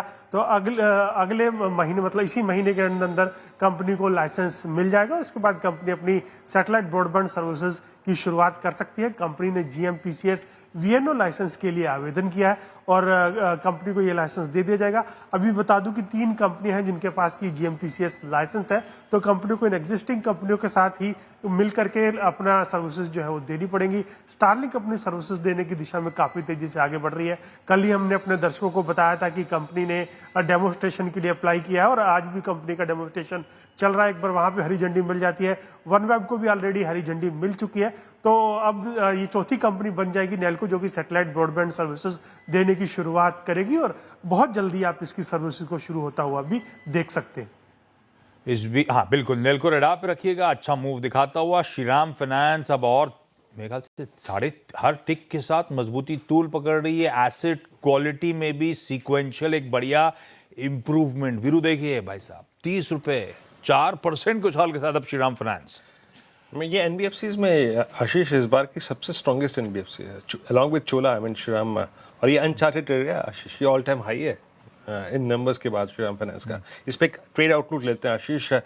मानस, क्या वाइल्ड मूव है और इस प्राइस के साथ अब आप ऑल टाइम हाई पे रोटेट कर रहे हैं। ये मल्टी मंथ, मल्टी ईयर, अक्टूबर 1 के आपने हाई को क्रॉस कर दिया। मानस, टारगेट क्या लग रहा है? अभी तो सेंस आपको उसी से लेना पड़ेगा जो हायर स्ट्राइक्स पे कॉल में अनवाइंडिंग है। 780 810 ओपन हो रहा है क्या चोला के लिए, श्रीराम के लिए? तो देखिए बिल्कुल 780 790 तक के टारगेट्स पॉसिबल है। एक बहुत क्लियर ट्रेंड है। अगर आप देखें तो 630 से लगातार हाई टॉप्स हाई बॉटम्स बन रहे हैं। बहुत क्लियर ट्रेंड है। तो ट्रेड तो लॉन्ग साइड पे ही होगा। अगर एक ट्रेड लेना है तो फिलहाल के लिए 744 के स्टॉप लॉस से खरीदारी करेंगे और अब आपको 800 रुपए तक के टारगेट्स देखने को मिल सकते हैं श्रीराम फाइनेंस में।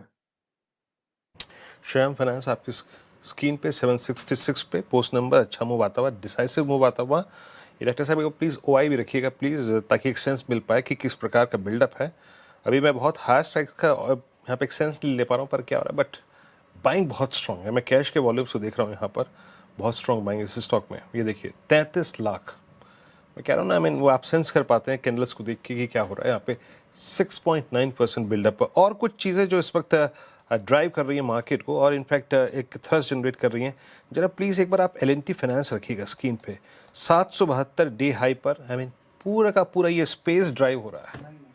772.9। एक बार आप अपना व्यू रखिएगा कविता जी। अच्छा चार्ट L&T फाइनेंस 10 डेमा से रिवर्सल लेता आज अपने इस जोन से निकलता हुआ बाहर। आपका टेक क्या है इस पे? काफी स्ट्रॉन्ग और अपने हाईस पर ये स्टॉक्स ट्रेड करते हुए दिख रहा है। 275 इसका हाई है। वंस वो निकलता है तो यहाँ 10 रुपए का मूव क्विकली आता हुआ दिखेगा। 285 के लेवल की तरफ ये बढ़ता हुआ दिख सकता है। ट्रेलिंग स्टॉप लॉस के साथ इस काउंटर में जिनकी पोजिशनिंग है वो भी बने रह सकते हैं और फ्रेश पोजीशन भी ली जा सकती है with a stop loss of 269. One can approach for 285 target. एक काम करा जाए, जतिन और आशीष रेडी हो रहे हैं आज के बुल वर्सेस बेयर के लिए। उससे पहले कैश कॉल्स लाइए कविता जी, सतपुते साहब और मंत्री साहब को स्पीच। कविता जी, एक बढ़िया सा cash call. Ashish ji, we have discussed in last time Sobha में अच्छे मूव आए थे। एज ऑफ नाउ मुझे लग रहा है प्राइम फोकस में अच्छे मूव बनते हुए दिखे हैं। लिटिल पोजिशनल सेटअप डिस्कस कर रही हूँ। 182 के लेवल पर एज ऑफ नाउ है काउंटर। अंटिल ये काउंटर 160 के लेवल को होल्ड किए हुए है, पॉसिबल अपसाइड मूव देखते हैं 240 260 के as a short term position. For a day और 2 पर्सपेक्टिव अगर इसे देखें तो 195 205 के प्राइस टारगेट के लिए अप्रोच करना चाहिए। Stop loss for a day और 2 आप 175 का मेंटेन करें। ओके, प्राइम फोकस आपकी top cash call. Rajesh Satpute ji, आपका ट्रेड क्या होगा? वीरेंद्र जी, देखिए मेरी नजर है डॉक्टर लाल पैथ लैब के चार्ट के ऊपर एक बहुत अच्छा स्पाइक मिला है। क्लोज होगा 3130 का। 3140 का स्टॉप लॉस रखेंगे 3140 का स्टॉप लॉस के साथ। डॉक्टर लाल पातला इज अ बाय। मेरे हिसाब से इसका स्विंग का टारगेट बनेगा करीबन 3250 से लेके 3300। थोड़ा सा पोजिशनल व्यू रखा है मैंने, काउंटर बड़ा है, थोड़ा चौंपी भी रहता है, तो डॉक्टर लाल पातला इज अ बाय। डॉक्टर लाल, नतीजे आए, नतीजों के साथ मेरे ख्याल से आज बोनस इशुएंस भी विचार था, वो होगा तो वो भी चलाइएगा स्क्रीन पे। 1 for 1 का बोनस आना था, आया है शायद, बढ़िया मूव्स दिखाता हुआ। खैर अरुण कुमार मंत्री साहब, इस समय का कैश कॉल। आशीष जी, लिकर स्टॉक्स के साथ ही जाना चाहूंगा, उनमें अच्छा मोमेंटम नजर आ रहा है। तो मिड कैप में ग्लोबल स्पिरिट्स में मुझे लग रहा है एक ट्रायंगुलर पैटर्न का ब्रेकआउट है, 1152 के आसपास चल रहा है। ये स्टॉक मुझे लग रहा है 1210 के तरफ जाने के लिए तैयार है, तो इसको बाय करने की सलाह है। स्टॉप लॉस 1130 का लगा है और 1210 का टारगेट रखें। 1 से 2 दिन का व्यू लेके इसको बाय करके चल सकते। क्या हो गया है पैनल को, यूबीएल, कभी यूएसएल, कभी ग्लोबस, पर ठीक है, बढ़िया ट्रेड दिख रहा है ग्लोबल स्पिरिट्स में, बढ़िया मूव्स बन रहे हैं। ये हो गए कैश कॉल्स। डॉक्टर लाल पैथलैब्स, प्राइम फोकस पोजिशनली, और ग्लोबल स्पिरिट्स एक्सपर्ट्स को आ रहा है पसंद। लाइए भैया, आज प्राइमरी मार्केट्स का एक्शन बढ़िया, अब तो धीरे धीरे पिकअप हो रहा है। एक आईपीओ बंद हो रहा है, वो ओखला इंडिया का, एक का डे 2 है वो स्टड्स, और एक आज से शुरू हुआ है लेंसकार्ट, जो टॉक ऑफ द टाउन बना हुआ है। आज का क्या चल रहा है, लाइए स्टिंग प्ले आउट करिए, क्या चल रहा है का, इसी पे फोकस कर रहा है। कोई व्यू नहीं। यतिन और आशीष से रिक्वेस्ट करी थी क्यों ना एक बुल वर्सेस बेयर पर्सपेक्टिव इस दिग्गज इसलिए कह रहा हूँ, 7,000 सवा 7,000 करोड़ रुपए मोबिलाइज करने के लिए आईपीओ आ रहा है, मार्केट में खुला है, तो क्यों ना दोनों पहलू टटोल लिए जाएं। क्या पॉजिटिव आर्ग्यूमेंट्स हैं, क्या नेगेटिव आर्ग्यूमेंट्स हैं, वो आपके सामने रख दिया जाए। भाई साहब, आप दोनों के पास आ रहे हैं, ओवर टू यू। ये और पता है, वीरू एकदम न्यूट्रल व्यू लेके जा रहे हैं, उन्होंने चश्मे उतार दिया कि आप कुछ गलत सोचा ही ना इस बारे में। लेकिन क्या है बुल वर्सेस बेयर आर्गुमेंट्स? तो मुझे लगता है कि इतना सारा सोशल मीडिया पे बैकलैश है और बहुत सारी चीज़ें इसमें हो रही है। मैंने तो ग्रीन पहना है, तो मैं बुल बन रहा हूँ, और आशीष ने थोड़ा रेड टाइप पहना है। रेड का शेड रेड है वो। आप चश्मे के नंबर चेक करा लीजिए यार, ये क्या है बात। 1+1 ऑफर आ रहा है, अब करूँ। बुल वर्सेस बेयर आप बोल रहे हैं, वो क्या चल रहा है? मतलब बुल वर्सेस बेयर अलग ही पूरा हमारा सेगमेंट है। Okay sorry, bull versus bear का सेगमेंट। हाँ, तो आशीष बोलते शुरू करने के लिए शुरुआत कर लेते हो। जैसे कि यतिन भी बता रहे थे कि कंपनी से कोई दिक्कत नहीं है किसी को। जितनी भी अगर आप रिपोर्ट्स देखें या फिर सोशल मीडिया पे जो आउटरीच चल रहा है, इसमें अगर आप देखें तो सिर्फ एक ही दिक्कत है, इतने महंगे वैल्यूएशन, 230 टाइम्स का पी, चश्मे बनाने वाली कंपनी है, सीधा 70,000 करोड़ का मार्केट कैप, लोगों को समझ में नहीं आ रहा है। ये तो वो वाली बात कर दी ना आशीष ने कि लड़का अच्छा है लेकिन फ्राइडे को एक पैग लगाता है। तो ये कोई आर्ग्यूमेंट नहीं चलेगा, क्योंकि बहुत सिंपल चीज़ है। और दोनों आशीष को मैं कहना चाहूँगा कि देखिए, अगर हम बात करें न्यू एज कंपनीज की, जिस तरीके से भारतीय बाजार इवॉल्व हुए हैं, आप एब्सोल्यूट बेसिस पे प्राइस टू अर्निंग्स क्यों देखते हैं? इतना एक्सपोनेंशियल ग्रोथ हो रहा है। आप पेग रेशियो देखिए, प्राइस टू सेल्स देखिए, और अगर हम प्राइस टू सेल्स बेसिस पे देख लें तो ये 10 टाइम प्राइस टू सेल्स है। मतलब ऐसा नहीं है कि बहुत एक्सपेंसिवली प्राइस्ड है। बॉटम लाइन पे ऑब्वियसली बहुत सारी चीज़ें कंपनी अभी सेटअप कर रही है, नई फैक्ट्री डाल रहे हैं, नए स्टोर्स डाल रहे हैं, इन्वेस्ट कर रहे हैं। तो कंपनी जब इन्वेस्टमेंट मोड में होती है और हाइपर ग्रोथ मोड में होती है, बॉटम लाइन नहीं देखी है। मतलब स्विगी और जोमेटो की कहाँ बॉटम लाइन देखी है आपने? फिर भी जोमेटो निफ्टी का हिस्सा है। तो मुझे लगता है 10 टाइम सेल्स अगर आप ये पैरामीटर देखें तो ऐसा कोई महंगे वैल्यूएशन पे स्टॉक ये कहना बिल्कुल ही जस्टिफाइड नहीं होता। लेकिन हाइपर ग्रोथ अगर आप देखें तो लोगों को दिक्कत इस बात से भी हो रही है कि जो प्रमोटर्स हैं, इनके पैसे में बड़ी वेल्थ में एक हाइपर ग्रोथ देखने को मिली है। जो पुराने इन्वेस्टर्स थे, अब दरअसल दिक्कत यह है कि जुलाई में, यानी सिर्फ 4 महीने पहले अगर आप देखें तो जो प्रमोटर हैं, इन्होंने 4.27 करोड़ शेयर्स खरीदे हैं 52 रुपये के भाव पर, और तब जो कंपनी की वैल्यूएशन लगाई थी ये 8,700 करोड़। अपने लिए जब खरीदा तब 8,700 करोड़, और जब शेयर होल्डर्स को देने जा रहे हैं तब 70,000 करोड़ की वैल्यूएशन। हाँ बिल्कुल, बट ये क्या है ना, ये रघुकुल रीत सदा चली आई कि जो वीसी प्लेयर्स होते हैं, प्राइवेट इक्विटी प्लेयर्स होते हैं, वो रिवॉर्ड करते हैं प्रमोटर्स को। धंधा वो चला रहा है, स्किन इन द गेम नहीं होगा तो कैसे धंधा चलाएगा? अब शेयर सस्ते में दिए, वो तो डीआरएचपी में डिस्क्लोज है। जैसे कि मैंने कहा ना, वो फ्राइडे लड़का अच्छा है, फ्राइडे को मतलब एक ग्लास और पानी पी लेते हैं, तो मतलब क्या दिक्कत है उसमें? वो डिस्क्लोज्ड है, लोगों को पता है। और ये ग्लोबल स्टैंडर्ड प्रैक्टिस है। जो वीसीज होती है, प्राइवेट इक्विटीज होती है, ये अक्सर रिवॉर्ड करते हैं। ठीक है, इसमें ये बात सही है गलत मैं नहीं कहूंगा, लेकिन ड्यूली डिस्क्लोज है, लोगों को पता है, ऐसा नहीं कि कोई पॉजिटिव नेगेटिव सरप्राइज है।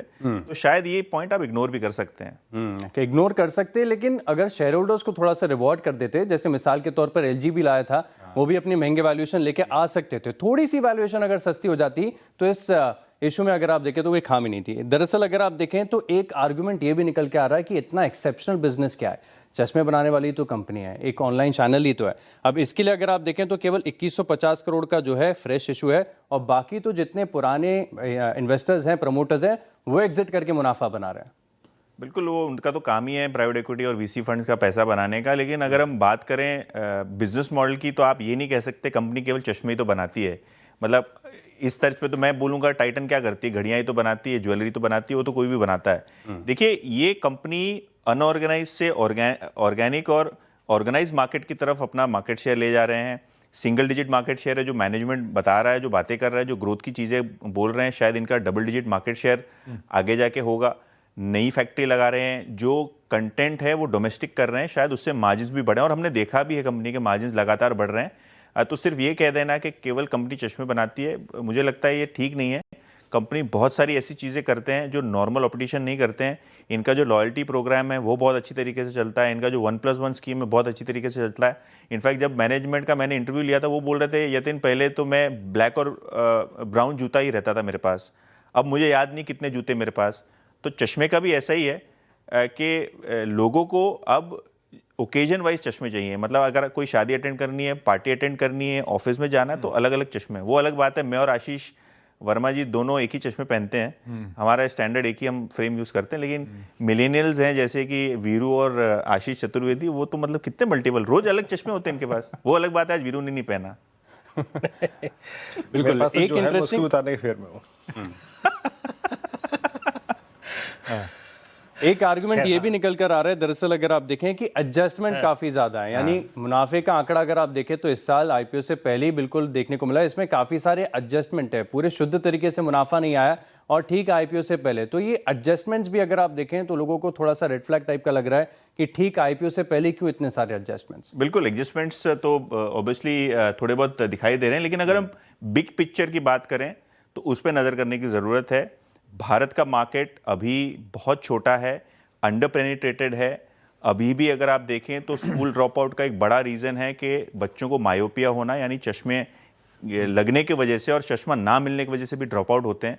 तो मार्केट बहुत बड़ा है, मार्केट एक्सपेंडिंग है, और शायद कंपनी सही तरीके से इस अपॉर्चुनिटी को कैपिटलाइज करे तो बहुत बड़ा रनअवे यहाँ से आपको देखने को मिल सकता है। ग्रोथ में वैल्यूएशन की तो बात ही नहीं है, और स्टॉक प्राइस की तो बात नहीं है, रिकमेंडेशन की बात नहीं, लेकिन ग्रोथ के मामले में शायद चीजें अच्छी यहां से बेहतर हो सकती है। देखिए, मार्केट में एक ये भी बात कही जा रही है कि वैल्यूएशन जस्टिफाई कर जाते हैं अगर बहुत स्ट्रांग मोट होती है, लेकिन इसमें ऐसा कोई नहीं है कि बहुत बड़ा एंट्री बैरियर है। कल को किसी के पास ज्यादा पैसा होगा तो स्केल की कंपनी खड़ी करना इतना मुश्किल नहीं है। बिल्कुल, देखिए कंपटीशन तो एक बात है जो ऑब्वियसली एक रिस्क होता है, लेकिन जैसे कि मैंने पहले कहा, बिग पिक्चर देखिए, अभी मार्केट शेयर सिंगल डिजिट में है, यहाँ से बहुत लीवे है शायद मार्केट शेयर को बढ़ाने में, ग्रोथ को बढ़ाने में। तो देखते हैं कैसे एक्सपैंड करते हैं मार्केट। हमने बहुत सारी कंपनियों में ऐसे भी देखा है जो ट्रेडिशनल ब्रोकरेजेस होते थे, हमने ये कहा कि जीरोधा क्या करता है, ग्रो क्या करता है, लेकिन आज दोनों ही कंपनी बहुत प्रॉफिटेबल हैं, बड़ा मार्केट शेयर है, ट्रेडिशनल बिजनेसेस से बहुत अच्छा करते हैं। टाइटन का मैंने एग्जाम्पल दिया, बहुत सारी ऐसी कंपनीज हैं इंडिया में जो डिस्टर्ब करती हैं और मार्केट लीडर्स बनते हैं। लेंसकार्ट बनेगा कि नहीं हमको नहीं पता, लेकिन बहुत सारी चीज़ें यहाँ हो सकती हैं। नहीं, इंटरेस्टिंग है, और एक्चुअली दोनों तरफ के पहलू बिल्कुल सटीक हैं। जो भी हो, पीयूष बंसल साहब को आप एक क्रेडिट दोगे, कौन ऑर्गेनाइज चश्मे जितने थे, मिनिस्क्यूल सा मार्केट शेयर हुआ करता था उन सब के पास, इन्होंने आके अपने आप एक बड़ी कैटेगरी क्रिएट कर दी।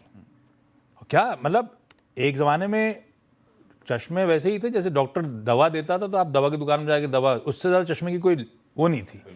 अब एक्चुअली वो कैटेगरी क्रिएट कर दिए, डिस्टर्ब करा इस पूरे स्पेस को। पुराने वो, अब पीयर्स के नाम नहीं लूँगा, डोमिनेंट मार्केट रखती थी जो ऑर्गेनाइज में, उन सब का मार्केट छीन लिया इन्होंने।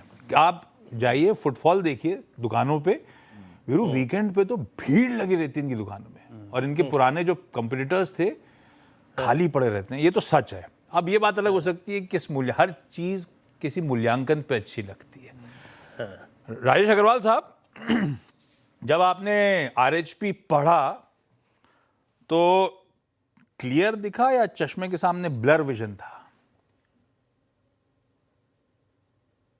देखिए, आरएचपी जब पढ़ा तो मैंने देखा 2800 स्टोर हैं, 61% इंडिया से रेवेन्यू आती है, 39% इंटरनेशनल है, ओमनी चैनल है, सब कुछ अच्छा अच्छा दिख रहा। 5 फैक्ट्रीज है, चाइना में भी है, नए बनाने की नए प्लांट बैठा रहे हैं हैदराबाद में, स्टोर काउंट लगातार बढ़ा है। लेकिन नंबर्स जब देखता हूं ना तो मुझे कंफर्ट नहीं आता है। अभी यतीन जी अपनी जो कमेंट्री कर रहे थे उसमें बार बार एक बात कह रहे थे कि लड़का अच्छा है बट फ्राइडे को कभी कभी लगा लेता है। ये डायलॉग शोले का है सर। और उस डायलॉग के बाद मौसी कहती है कि मैं सगी मौसी हूं, कोई सौतेली माँ नहीं जो कुएं में धकेल दूं। तो सर मैं तो इन्वेस्ट नहीं कर रहा है और ना रिकमेंड कर। ठीक बात है, नहीं बिल्कुल ठीक बात है। और बहुत डिवाइडेड है स्ट्रीट इस आईपीओ को लेकर। और सबसे इंपॉर्टेंट, जिस वैल्यूएशन 70,000 करोड़ रुपए का मांग रहे हैं और जिस भाव पे, जिस मल्टीपल पे आ रहा है, उसको लेकर सबसे बड़ा इशू। सबके अपने अपने व्यू में, देखते हैं कैसा चलता है। मेरा लॉजिक तो ये कहता है वीरू, जब इतना मतभेद हो किसी पे तो काहे बिना बात की गंगा में कूदना। एक बार लिस्ट हो जाए, मार्केट फोर्सेस डिसाइड कर लें सही मूल्यांकन है क्या, उसके बाद रिविजिट करा जा सकता है। ये भी एक तरीका हो सकता है। मुझे थोड़ा आईपीओ में पैसा डालना है। मैं इसे ठीक नायका की तरह ट्रीट करूंगा। एक बार आप लिस्टेड स्पेस में आइए, लेट्स सी, फिर आपकी ग्रोथ देखते हैं, क्योंकि अभी तो क्या बहुत वो एक्सपेंसिव है। एक बार शार्क टैंक से निकल के समुद्र में आए तब देखते हैं। पर पता है आशीष, एक बार बताऊं मैं आपको, ये आईवेयर चश्मा बनाने का काम, ये दुनिया का सबसे बेहतरीन मार्जिन वाला काम है। सबसे बेहतरीन मार्जिन वाला काम। आपको नहीं मालूम जो आप खरीद रहे हैं वो कितने का बना है और आपको कितने का बेचा जा रहा है। गजब मार्जिन होते हैं इस बिजनेस में। मैं एक दो लोगों को जानता हूँ जिनसे मैंने मार्जिन पिक्चर समझी है इसकी। गजब मार्जिन होता है इसमें। उसी अफसोस में उन्होंने चश्मा ही त्याग दिया। बोले इतना लूट लिया मुझको। अच्छा, आज के धमाकेदार ऑप्शंस क्विकली, उसके बाद मार्केट्स के अगले हफ्ते की की ट्रिगर्स समझाते हैं आपको। मानस, इस समय का धमाकेदार ऑप्शन। तो देखिए, बैंक ऑफ बड़ौदा पे ध्यान है। बैंक ऑफ बड़ौदा में आज एक फ्रेश ब्रेकआउट चार्ट पे देखने को मिला है, तो इसके ऑप्शन में आप खरीदारी कर सकते हैं। 280 का call option bank of Baroda का लिया जा सकता है। 8 रुपए 65 पैसे पे ट्रेड हो रहा है। 6 रुपए की स्टॉप लॉस से इस ऑप्शन में खरीदारी करनी है और 15 रुपए के टारगेट सेट करने हैं। ओके, धमाकेदार ऑप्शन है। पहला ट्रेड हो गया बैंक ऑफ बड़ौदा की 280 की स्ट्राइक की कॉल। रचना जी, आपका ट्रेड क्या रहेगा?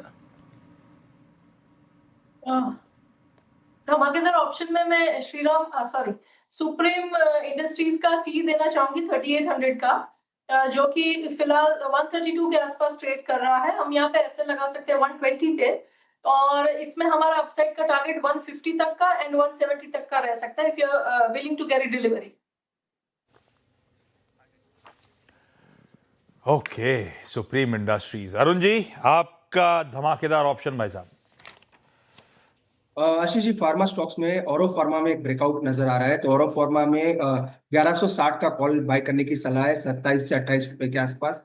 नीचे में 15 रुपए का स्टॉप लॉस रहेगा। ऊपर में मुझे लग रहा है 48 और 56, ये दो टारगेट्स रहेंगे। तो औरो फार्मा का 1160 का कॉल ऑप्शन बाय करके चल सकते। ये लीजिए आज के 3 धमाकेदार ऑप्शंस। भाई, एक तो पैनल से ये भी रिक्वेस्ट, अगर आपको कोई ट्रेड वेट दिख रहा हो तो प्लीज हाथ उठा दीजिएगा, पीसीआर बता देगा हमको, हम आपके पास आएंगे। कोई ट्रेड ना छूटे, इसीलिए कह रहा हूं। कुछ भी इंटरेस्टिंग दिख रहा हो बताइएगा। अब आइए अगले हफ्ते के की ट्रिगर्स, जहां पे नजर रखनी है। भाई सबसे इंपॉर्टेंट, वीरू कहां है? वीरू को दिखाइए। अगला हफ्ता हॉलीडे शॉर्टेंड वीक है भाई साहब, ट्रंकेटेड वीक, जो कहना है कह लीजिए। वेडनेसडे को मार्केट हॉलीडे, आधे दिन इधर आधे दिन उधर कामकाज करना, एकदम बीचों बीच बढ़िया सी छुट्टी, साल की सेकेंड लास्ट छुट्टी। खैर, वो अपनी जगह। मंडे को जब हम लौट के आ रहे होंगे तो हो सकता है कई सारी ऑटो कंपनीज अपने अक्टूबर सेल्स नंबर्स रिपोर्ट कर चुकी होंगी, कुछ शायद मंडे को कर रही होंगी। वो इमीडिएट सबसे बड़ा ट्रिगर बन जाएगा। ये पता करना है कि वो फेस्टिव सीजन के बाद किस हद तक मोमेंटम सस्टेन कर पाया। उसके अलावा निफ्टी 50 के नतीजे मंडे को 4 आने, जो हमने हेडलाइन में मेंशन करा था। कुल मिलाकर अगले हफ्ते निफ्टी की 15 कंपनीज, निफ्टी 50 की 15 कंपनीज अपने तिमाही रिजल्ट घोषित कर रही होंगी। लास्ट लेग में जा रहे हैं हम लोग बड़े नतीजों के लिहाज से। उसके अलावा मेरी नजर या हम सब की नजर रहेगी एक तो वो यूएस शटडाउन का अपडेट, पूरा महीना निकल गया, कोई सहमति नहीं बनी है डेमोक्रेट्स और रिपब्लिकन्स के बीच में। दूसरी तरफ ट्रेड डील रिलेटेड डेवलपमेंट, मुझे नहीं पता अगले हफ्ते कुछ होने वाला है नहीं होने वाला, लेकिन उन डेवलपमेंट्स पे हम सबकी पैनी नजर बनी रहेगी। और एक और चीज, अब बाजार के लिए अगला ट्रिगर बनेगा रिजल्ट्स के बाद, वो जो 2 फेज में बिहार का चुनाव होना है। फर्स्ट फेज अगले हफ्ते थर्सडे को, सेकेंड फेज 11 नवंबर यानी कि उसके बाद मंगलवार को, और वोटों की गिनती होनी है 14 नवंबर फ्राइडे को। यह अब अगला अहम ट्रिगर है जिस पे अब हमें फोकस करना है, मार्केट्स के लिहाज से भी बेहद इंपॉर्टेंट। और इसीलिए आज हमने एक political analyst Sajjan Kumar Singh sir से रिक्वेस्ट करी थी। सिंह सर इनफैक्ट मेरे ख्याल से एज वी स्पीक बिहार में ही है। Singh sir thank you so much जुड़ने के लिए। और अब क्योंकि स्टॉक मार्केट का फोकस होगा अगले हफ्ते जब ये सब शुरू होने वाला है प्रोसेस, तो पहले तो जब आप बिहार में हैं तो किस तरह का मूड माहौल, फेस्टिविटीज खत्म, अब पूरी तरह से चुनाव पे फोकस होगा। और हम सब मार्केट में स्ट्रेट फॉरवर्ड जानना चाहते हैं आपसे, तेजस्वी यादव या नीतीश कुमार, किसका पलड़ा, आपका ऑब्जर्वेशन क्या कहता है, किसका पलड़ा भारी नजर आ रहा है?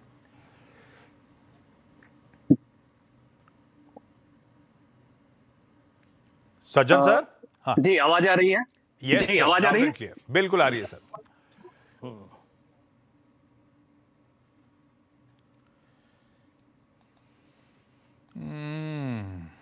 ये बिहार में कनेक्टिविटी इश्यूज हैं क्या वीरू? नहीं, कनेक्टिविटी इशू कहीं नहीं है। बाकी उन्होंने कौन सा कनेक्शन लिया ये मैं क्या बताऊं, लेकिन अभी पिक्चर क्लियर नहीं लग रही मेरे को है।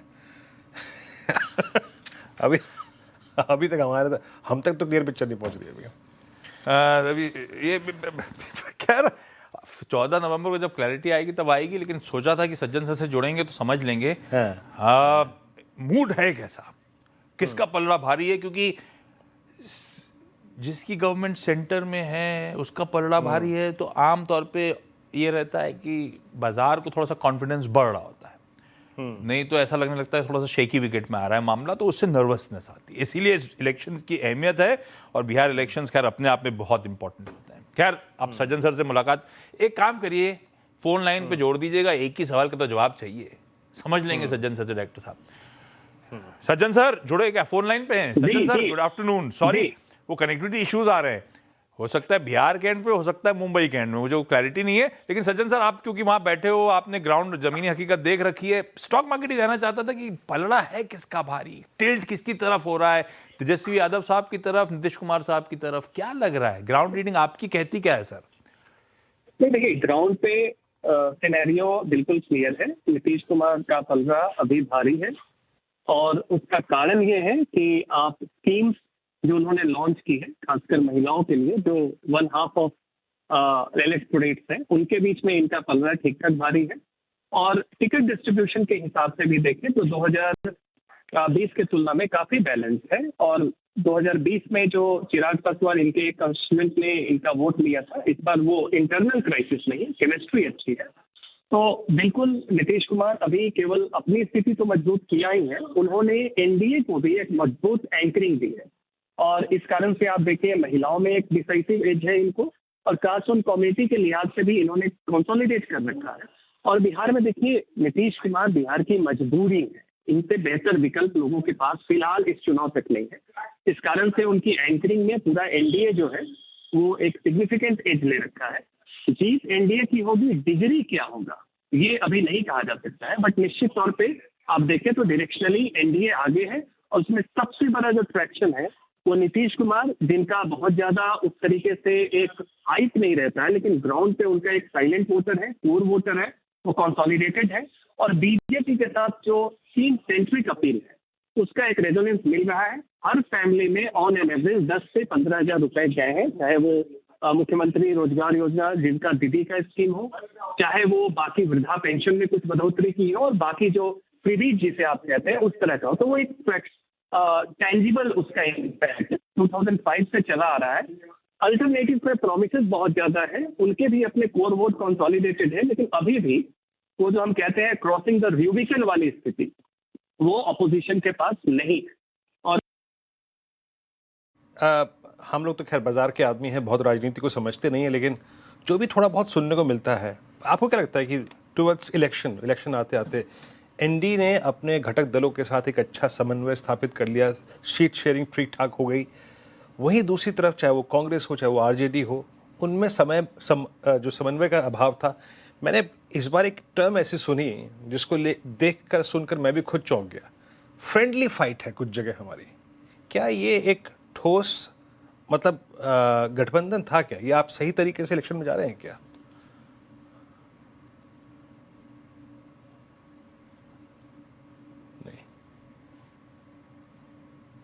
नहीं। वो आशीष, मैं इस बार जब काफ़ी सारे नहीं है, अभी मेरे ख्याल से सज्जन साहब से संपर्क टूट गया है। मैं यही टर्म जो था ना वो उनसे समझने की कोशिश कर रहा था। खैर एक काम करते हैं, आज ये डिस्कशन बहुत अच्छा नहीं हो पाया, सज्जन से हमारा संपर्क टूट गया बार बार। एक काम करते हैं, 4 का चौका ले लेते हैं, सस्ता ऑप्शन माना जी सौजन्य से आएगा, फिर सुपरस्टार रचना जी, उसके बाद 4 का चमत्कार कविता जी पिक करेंगी और राजेश अग्रवाल जी आज का मिड कैप फंड पिक करेंगे। माना क्या ट्रेड पिक कर रहे हैं आप? तो देखिए पीएसयू बैंक पे ही रहेंगे और पीएनबी के ऑप्शन में खरीदारी करेंगे। 123 वाला पीएनबी का ऑप्शन 3.5 रुपए पे ट्रेड हो रहा है, उसमें खरीदारी करेंगे। 2.5 रुपए का स्टॉप लॉस लगाएंगे और 5.5 रुपए के टारगेट सेट करेंगे। ओके, आपका ट्रेड हो गया पहला पीएनबी की कॉल। मानस पूरी तरीके से समर्पित हैं आज पीएसयू बैंक्स पर, हो भी क्यों ना, स्ट्रेंथ वहां पर है। रचना जी आपके ट्रेड पिक करेंगे, फिर सुपरस्टार जी एचसीएल टेक के फ्यूचर्स को शॉर्ट करेंगे जो कि 1550 पे है। 1558 का ऐसा लगाएंगे, 8 रुपीज का। डाउन साइड पे हमारा टारगेट होगा 1520 और 10। ओके, आप एचसीएल टेक्नोलॉजीज पिक कर रही हैं और यहाँ पे शॉर्टिंग काफ़ी हुई है, याद रखिएगा। एचसीएल टेक्नोलॉजीज पे 1549 पे आपका ये ट्रेड है। अगला रेट पिक करते हैं आज का 4 का चमत्कार कविता जी के सौजन्य से आएगा। कविता जी क्या पिक कर रही हैं आप? पीएसयू बैंक से ही bank of Baroda is looking good, 279 के लेवल पर एज ऑफ नाउ है, विद स्टॉप लॉस ऑफ 272। आप इसे अप्रोच कर सकते हैं 289 290 के प्राइस टारगेट के लिए। चलिए, ये हो गया जनाब बैंक ऑफ बड़ौदा, और राजेश अग्रवाल जी के पास चलते हैं मिड कैप फंड के लिए। राजेश जी क्या पिक कर रहे हैं आज? Virendra ji, flavour PSU bank का ही बना हुआ है। हमारे 2 मित्रों ने पीएसयू बैंक दिया है, मैं भी सपोर्ट करता हूँ, बैंक ऑफ महाराष्ट्र के साथ जाना चाहिए। एक पूरे पीएसयू बास्केट में देखेंगे तो एक बहुत ही बेहतरीन बैंक, 2300 के ऊपर ब्रांचेस, 89.58% गवर्नमेंट होल्डिंग है और बहुत ही अंडर वैल्यूड है। अगर आप इतनी बढ़त के बाद भी देखो तो 7.5-8 की पी पे ट्रेड करता है। रिटेल में और एमएसएमई में लगातार अच्छी ग्रोथ बनी हुई है इनकी। एनपीएस बहुत नीचे है। दूसरी तिमाही के नतीजे जो आए उसमें 23% की बॉटम लाइन में बढ़त आई, 15% की एनआई में बढ़त आई, टोटल बिजनेस 14% बढ़ा और नेट एनपीए 0.18% तक आ गया है। और पिछले 4-5 क्वार्टर्स से लगातार परफॉर्मेंस बेहतर बनी हुई है। मुझे लगता है यहाँ खरीदारी करनी चाहिए। साल भर का टारगेट इसमें 70 से 72 रुपए का हो। ओके, बैंक ऑफ महाराष्ट्र आपने पिक किया, लॉन्ग कॉल। आज का mid cap fund. Meanwhile Nifty, जैसे कि मैं कह रहा था आपको कि बैंक निफ्टी को अवॉइड कीजिए for any directional trade. Bank Nifty अभी भी वहीं पर है 57,800, 2 बजे भी यहीं पे था, but look Nifty below base 1, a drift towards base 2 quite possible. और ये लीजिए जनाब, अब आप ड्रिफ्ट होके बेस 2 पे आ चुके हैं, तो एक स्ट्रैटेजी में क्लियरली मेंशन था, फिर sustain below base 1 for some time, base 2 खुल जाएगा। 731 की बात थी निफ्टी पर, आपकी स्क्रीन पे अब ऑलमोस्ट 731 आ चुका है। और मैं ये भी कह रहा हूँ, जिस प्रकार का ब्रेकडाउन है स्क्रीन पे, मैं अग्रेसिव स्टॉक्स में जहाँ सुबह मोमेंटम था वो भी कोलैप्स हो रहे हैं। So a drift towards 691 also looks possible. तो पेन है, और क्लियरली वो जो कॉल शॉर्ट थी एफआईएस की, इंडेक्स शॉर्ट था, इवन स्टॉक फ्यूचर्स में लॉन्ग अनवाइंडिंग शॉर्टिंग, वो उसका प्रेशर क्लियरली विजिबल है। कुछ वीक कैंडिडेट्स पे आते हैं जो कि कोलैप्स हो रहे हैं। डीएलएफ अर्निंग्स के बाद अगर आप देखें कोलैप्स होता है। एक चार्ट चेक लूंगा, बस एक चार्ट चेक। क्या ह्यूज सेलिंग प्रेशर है, हायर लेवल्स पर टिका नहीं। अरुण, आपका टेक 761, कोलैप्स हुआ ये स्टॉक। अभी क्या लग रहा है, मैं कहाँ तक ड्रिफ्ट हो सकता है, ये कहाँ तक गिर सकता है? देखिए मुझे लग रहा है स्टॉक 745 748 तक के जाने के लिए तैयार है। ओवरऑल वीकनेस काफी ज्यादा है, इनफैक्ट वॉल्यूम्स भी काफी अच्छे हैं और लगभग 8 दिन के लोस टूटे हैं। तो नेक्स्ट सपोर्ट 745 के आसपास है, तो यहाँ से भी 10 से 12 रुपए की गिरावट आ सकती है। तो 740 745 यहाँ पे एक बेस बनना चाहिए। तो फिलहाल मुझे लग रहा है 1 से 2% गिरावट स्टॉक में आ सकती है। डीएलएफ आपकी स्क्रीन पे डेलो पे आके ट्रेड करता हुआ पेन निफ्टी एट डेलो 723। एक ब्रेक का वक्त है और ब्रेक के बाद आज हमारी जो चर्चा है उसमें अगला पड़ाव होगा आज का बिग मार्केट वॉइस का हमारा की श्रृंखला। दीपन मेहता छोटे से ब्रेक के बाद जुड़ते हैं उससे।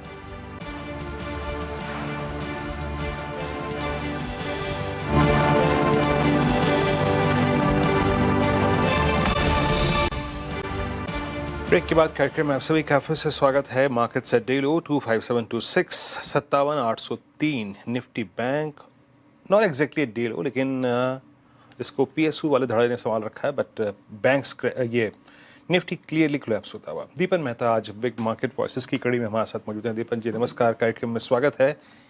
सर अगर मैं शॉर्ट टर्म पर्सपेक्टिव से बात करूँ दीपन जी, एक अच्छा मोमेंटम आया towards I think almost close to all time high 26,100, but उसके बाद ये करीब आप समझिए 350 को गिरावट। क्या लग रहा है? आई मीन एफआईज ने सिर्फ अर्निंग सीजन के बेनिफिट्स और बेटर स्विंग्स को खेला, जस्ट एक ट्रेडिंग व्यू लिया था उन्होंने, क्योंकि पिछले 2 दिन से फिर शॉर्टिंग हो रही है। कैसे सेंस कर रहे हैं आप बाजार की इस पिछले 3-4 दिन की वोलेटिलिटी को?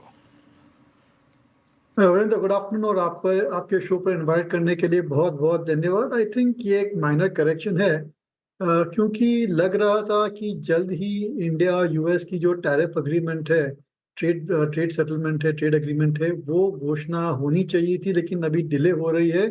इसलिए थोड़ा इन्वेस्टर का सेंटिमेंट थोड़ा गंभीर होता जा रहा है। अदर देन दैट ऐसी कोई सीरियस बात है नहीं। मैं कहना चाहूँगा कि ये जो अर्निंग सीजन है काफ़ी बढ़िया अर्निंग सीजन है अब तक, और कई सारे अच्छे नतीजे आए हैं across the board from several industries as well. और जो हम कितने क्वार्टर से सोच रहे थे, विचार रहे थे कब की ये अर्निंग्स इंप्रूव होगी, I think we are seeing very good initial signs of improvement in earnings. और यही जो अर्निंग्स ग्रोथ है, I think that will take the markets to new highs. ये जो अगर इंडिया यूएस की जो ट्रेड डील है अगर वो हो जाती है, that will be a big trigger point. तो कुल मिलाकर अगर आप देखें तो दीपन जी के मुताबिक वो थोड़ा सा जो बाजार का कन्विक्शन लौट रहा था कि माइट भी वो ट्रेड डील एग्जीक्यूट हो जाएगी, वो एक बड़ा रिलीफ होगा, अभी तक उसमें कुछ ठोस नहीं आया, इसलिए बाजार शायद ये थोड़ा सा मायूसी भरा रिएक्शन है। But Deepan ji PSU bank से इस बार कुछ अलग ही फेज है। I mean they are really enjoying like a bull, typical bull market, है ना? बिहेवियर वही है। SBI at all time high, Canara bank at multi year high, decade highs. आप पीएसयू बैंक्स के इस प्राइस पैटर्न को कैसे रीड कर रहे हैं, और क्या अगर आपका पोर्टफोलियो जिसमें सब्सटेंशियल पीएसयू बैंक्स का पोर्शन हो, चंक हो, उस पर कुछ प्रॉफिट्स कैश में कन्वर्ट करने चाहिए क्या? ये वीरेंद्र, आई थिंक पूरी बैंकिंग सेक्टर में अगर आप देखेंगे तो एक तो इन्वेस्टर को थोड़ा कॉशियस हो जाना चाहिए, क्योंकि काफ़ी कंपटीशन है, इट्स अ रेड ओशन। और जिस हिसाब से नेट इंटरेस्ट मार्जिन है, I am not sure they are sustainable on long term basis. लेकिन फिर भी जो पीएसयू बैंक है वहाँ पर अच्छी ट्रेडिंग और इन्वेस्टमेंट अपॉर्चुनिटी देख रहे हैं हम। उनके जो नतीजे आते हैं, उनकी balance sheet quality, now that is more और लेस इक्वल टू और better than lot of other private sector banks. तो पहले क्या था, अगर आपको कोई बैंक खरीदना हो, you would go on buy HDFC, ICICI, Axis bank या फिर इंडसइंड बैंक।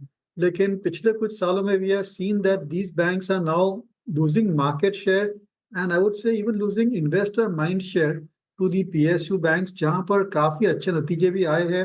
उनकी बैलेंस शीट की क्वालिटी सुधरने की वजह से, कैपिटल एडेक्वेसी इंप्रूवमेंट होने की वजह से, now they are expanding the balance sheet also. उनके NPA management private sector bank से बेहतर दिख रहे हैं, और उनकी वैल्यूएशन अभी भी काफ़ी सस्ती है। तो यहाँ पर डेफिनेटली एक स्कोप बन जाता है, एक केस बन जाता है फॉर री rating of the P multiple. इसलिए मेरे ख्याल से अगर आप बैंक में निवेश करने की सोच रहे हैं, go for the PSU banks only. उसमें से जो छोटे बैंक है, I think they have done much better, जैसे कि बैंक ऑफ महाराष्ट्र है या फिर पंजाब एंड सिंध बैंक है, आईडीबीआई बैंक भी एक के नतीजे काफ़ी अच्छे आए थे। So like that I think selectively PSU banks में अभी भी काफ़ी अच्छा स्कोप है on trading side as well as investment side. लेकिन जो बड़ी बड़ी बैंक्स है, actually we are being very candid here, ICICI, HDFC, IndusInd, Axis bank, यहाँ पर हमारा इन्वेस्टमेंट्स पोजीशंस थोड़ा हल्का करते जा रहे हैं. I'm very disappointed with the numbers which have come through from the large private sector banks. जी चलिए, तो ये बैंक्स पे एक टेक था दीपन जी का, बट मेरे ख्याल से पिछले 4-5 बार जब मेरा आपसे इंटरेक्शन हुआ है और हमने बहुत एक सीरियस डिस्कशन किया था लिकर स्पेस पे, जहाँ पे आपकी एक बाय कॉल थी Tilak Nagar Industries, and this time it's all time high. USL के नंबर्स को हमने देखा. On serious note, I mean ये एक सेक्टर एक बहुत ही बेहतरीन अव्वल दर्जे का वेल्थ क्रिएटर हो गया है. मेरे ख्याल से अगर मैं पिछले 4 साल को पलट के देखूं तो along with hospital stocks I think liquor is the most stable और हायर लेवल्स पर सस्टेन करने वाला स्पेस है. अभी आपकी चॉइस में तिलक नगर ही है या कुछ और भी अपीयर हुआ है? देखिए, पहले तो मैं कहना चाहूंगा Tilak Nagar is high risk high return, क्योंकि उनका जो ये केस चल रहा है मैंशन हाउस का, अगर वो उनके फेवर में नहीं जाता है तो definitely they can take a huge hit in their sales and profitability. और जो उन्होंने नया एक्विजिशन किया है from the MNC liquor company, अगर वो उसका इंटीग्रेशन और अगर वो स्केल अप अच्छी तरीके से नहीं कर सकते हैं तो वो भी दिक्कत हो सकती है. इसलिए ये एक high risk high return stock है. Investors should certainly keep that in mind. और अमंगस्ट इट्स पीयर ग्रुप ये थोड़ा सस्ता है based on the kind of a risk profile. लेकिन सभी लिकर स्टॉक्स में अच्छा करंट देखा है हमने और काफी हद तक वैल्यूएशन भी अब फेयर हो चुके हैं. तो मेरे ख्याल से करेक्शन में ही आपको खरीदना चाहिए. Looking forward two numbers from allied blenders, जो कि इंडिया की लार्जेस्ट अल्कोबेव कंपनी है बेस्ड ऑन वॉल्यूम. मेरे ख्याल से नतीजे वहां पर भी अच्छे आने चाहिए, लेकिन थोड़ा महंगा है. It has run up also significantly, लेकिन लिस्टिंग के बाद बहुत ही बढ़िया नतीजे आए हैं. और उनका जो बेसिक जो फोकस है which is to move up the value chain, that also is doing very well. और लास्ट में कहना चाहूंगा कि Radico Khaitan, I mean every time you see the results, मैं तो almost I am delighted to see the numbers when they come through. बहुत महंगा है ऑफ कोर्स रैडिको खैतान, फिर भी जो उनकी वॉल्यूम ग्रोथ आ रही है इंडस्ट्री लीडिंग है, बहुत ही बढ़िया है. और इस टाइम ने देखा है कि even the common brands which is जो प्रेस्टीज से नीचे जो मिड लेवल ब्रांड्स है, they have also done very well. And Radico Khaitan is all about premiumization. इसलिए इस इंडस्ट्री में आपको जरूर से कोशिश करनी चाहिए to try and increase your exposure. एक बात बिल्कुल सही है यहाँ पर. एक इसी सेक्टर में रहते हैं दीपन जी. लुक एट सूला विनयार्ड्स, क्या डिसअपॉइंटमेंट रहा ये. I mean from I think all time high of 700, मैं जब आपसे बातचीत कर रहा हूँ 751 ऑल टाइम लो. अगर आप इसमें पैसा गवा चुके हैं, still this is the time to shuffle your portfolio within I think liquor space. क्या कोलैप्स हुई है स्टोरी? ये मिस्ट्री है, बिकॉज अगर आप देखेंगे तो जो डिमांड डायनामिक्स है, उनकी पोजीशन है, उनकी ब्रांड है, बहुत ही बढ़िया है. It's amongst the largest vineyards in the world if I am not mistaken. उनके जो प्रोडक्ट्स है, जो ब्रांड्स है, बहुत ही वेल एस्टैब्लिश्ड ब्रांड्स है. वाइन का कंजम्पशन धीरे धीरे बढ़ना चाहिए. More and more women are taking up drinking और वाइन उनकी प्रेफरेंस है. फिर भी नतीजे बहुत ही डिसअपॉइंटिंग आए हैं. I am not able to put my finger on why this is the position. लेकिन अगर इतने क्वार्टर्स के बाद कंपनी अपने पोटेंशियल से ऑपरेट नहीं कर रही है तो maybe you should throw in the towel, क्योंकि जो बाकी पेयर ग्रुप कंपनीज है उनके नतीजे बहुत ही बढ़िया आ रहे हैं एंड अपॉर्चुनिटी लॉस हो रही है. So I would say avoid Sula wines. इस लेवल से भी आप निकल जाके और कोई और कोई अल्कोबेव कंपनी को आप खरीद सकते हैं. लेकिन फिर भी I think before we conclude this discussion on alcobev, मैं जरूर से कहना चाहूंगा कि जो सभी स्टॉक्स हैं यहाँ पर काफी महंगे हैं और करेक्शन में अगर आप खरीदेंगे तो थोड़ी मार्जिन ऑफ सेफ्टी आपको मिलेगी. स्पेशली स्टॉक्स लाइक रैडिको है या फिर एलाइड ब्लेंडर्स है, यूनाइटेड स्पिरिट्स भी है. I think they are pretty expensive per se. Okay दीपन जी, बहुत बहुत शुक्रिया आप इस चर्चा में शामिल हुए. आज हमारे पास समय का थोड़ा सा अभाव है. बहुत बहुत शुक्रिया and have a nice weekend sir. बहुत बहुत शुक्रिया इस कार्यक्रम में शामिल होने के लिए. मैं थोड़ा सा देखिए, अभी लिकर स्पेस में जब बात कर रहा था तो मैं हॉस्पिटल स्टॉक्स का जिक्र भी किया था. और 2026 में ये 2026 में हॉस्पिटल्स की जो टॉप लाइन है, जो रेवेन्यू है, उस पर एक इम्पैक्ट पड़ सकता है. सूत्रों के मुताबिक, CNBC TV 18 को मिली जानकारी के मुताबिक, एक्सक्लूसिव जानकारी के मुताबिक, एक हॉस्पिटल्स में और इंश्योरेंस कंपनियों में एक करार हुआ है. क्या है ये करार और कैसे ये इनके टॉप लाइन को इम्पैक्ट करेगा, यश से बात करते हैं. यश बताइए, मतलब मैं भी थोड़ा सा समझने के लिए इस वक्त बड़ा आतुर हूँ, क्या है ये करार और जो कि इनके टॉप लाइन को इम्पैक्ट करेगा? वेल देखिए, सबसे पहले तो हमें जो सूचना अपने सूत्रों से मिल रही है वो ये है कि 2026 में हॉस्पिटल्स जो एनुअल रेट रिवीजन करते हैं, यानी कि रेट की बढ़ोतरी कर सकते हैं, वो 2026 में होल्ड कर सकते हैं। इसका रीज़न ये है कि पिछले कुछ दिनों में इंश्योरेंस कंपनीज और कुछ लार्ज हेल्थ और जनरल इंश्योरेंस कंपनीज और कुछ लार्ज हॉस्पिटल्स के बीच में एक मीटिंग हुई है और ये मीटिंग में ये देखा जा रहा है कि किस तरीके से 2026 में हॉस्पिटल्स अपने रेट रिवीजन या रेट हाइक को होल्ड पे रख सकता है। ये मीटिंग का रीज़न ये है कि डिपार्टमेंट ऑफ फाइनेंशियल सर्विसेज ने खुद इंटरवेंशन करके ये मीटिंग सेटअप की है दोनों पार्टीज़ के बीच में, ताकि एक सुझाव निकाला जा सके। ये इंश्योरेंस कंपनीज के लिए इसलिए पॉजिटिव है क्योंकि हमने देखा जीएसटी कट आया 18% का हेल्थ इंश्योरेंस प्रीमियम पे। इसका मतलब ऑफ कोर्स पॉलिसी होल्डर्स के लिए तो बड़ा पॉजिटिव था क्योंकि उन्हें पूरा 18% का फायदा देखने मिला अपने प्रीमियम में, पर इंश्योरेंस कंपनीज के लिए कॉस्ट एडिशनल कॉस्ट आती दिखी। अभी अगर हेल्थ इन्फ्लेशन बढ़ता है, मेडिकल इन्फ्लेशन बढ़ता है और हेल्थ इंश्योरेंस प्रीमियम्स वापस 8 से 12% बढ़ते हैं, तो पॉलिसी होल्डर के लिए कुछ फ़ायदा नहीं हुआ वो जीएसटी कट का, क्योंकि हेल्थ प्रीमियम्स बढ़ गए 8 से 12% मेडिकल इन्फ्लेशन की वजह से। इसलिए इंश्योरेंस कंपनीज के लिए पॉजिटिव है क्योंकि उन्हें प्रीमियम नहीं बढ़ाने पड़ेंगे अगर हॉस्पिटल अपने रेट्स नहीं बढ़ाती है। पर दूसरे साइड पे हॉस्पिटल्स के लिए डेफिनेटली ये नेगेटिव रहेगा क्योंकि उन्हें जो एनुअल रेट रिवीजन करने मिलता है वो शायद FY26 में होल्ड करना पड़े, 2026 में होल्ड करना पड़े, माफ़ कीजिएगा। यश, बहुत बहुत शुक्रिया। तो एक हॉस्पिटल्स के सेटबैक होगा क्योंकि FY26 में ये अपना एनुअल रेट रिवीजन नहीं कर पाएंगे। चलिए अब एक काम करते हैं। यश, बहुत बहुत शुक्रिया आपका इस पूरी बातचीत के लिए। ट्रेड्स पिक कर लेते हैं, BTST ट्रेड्स। और मानस, क्या पिक कर रहे हैं आप मंडे मॉर्निंग के लिए? देखिए, वापस BHEL पे ध्यान है। मेरा समझना है कि BHEL में यहाँ से भी अच्छी खासी तेजी देखने को मिल सकती है, तो BHEL का फ्यूचर खरीदेंगे BTST के लिए। करंट प्राइस चल रहे हैं करीब 266.35 के करंट लेवल्स पे खरीदारी करेंगे। स्टॉप लॉस लगाएंगे 262 का, 262 रुपए का स्टॉप लॉस लगाएंगे और 275 रुपए के टारगेट सेट करेंगे। BHEL कल रिजल्ट्स पे क्या मूव आए, 6-6.5%, आज फिर अच्छी मजबूती, अभी भी पसंद आ रहा है। सतपुते साहब, कौन सा ट्रेड? आशीष जी थोड़ा डिफेंसिव रहेंगे। लुपिन, मुझे लगता है आज लुपिन में एक बेहतरीन क्लोज दे रहा है। ये जो क्लोज है आशीष जी, वो इसके क्लस्टर ऑफ रेजिस्टेंस के ऊपर है, जो करीबन 1970 से लेके 1950 था। 1976 करंट प्राइस है, तो मुझे लगता है मोटा मोटी ये 1970 के ऊपर का एक क्लोज मिलेगा नेट एवरेज। तो यहाँ पे लुपिन बाय करेंगे 1970 के हिसाब से। 1960 है हमारा स्टॉप लॉस होगा। स्विंग का टारगेट होगा 2020 का लुपिन। लुपिन। रचना जी, आपके कैरी करेंगी?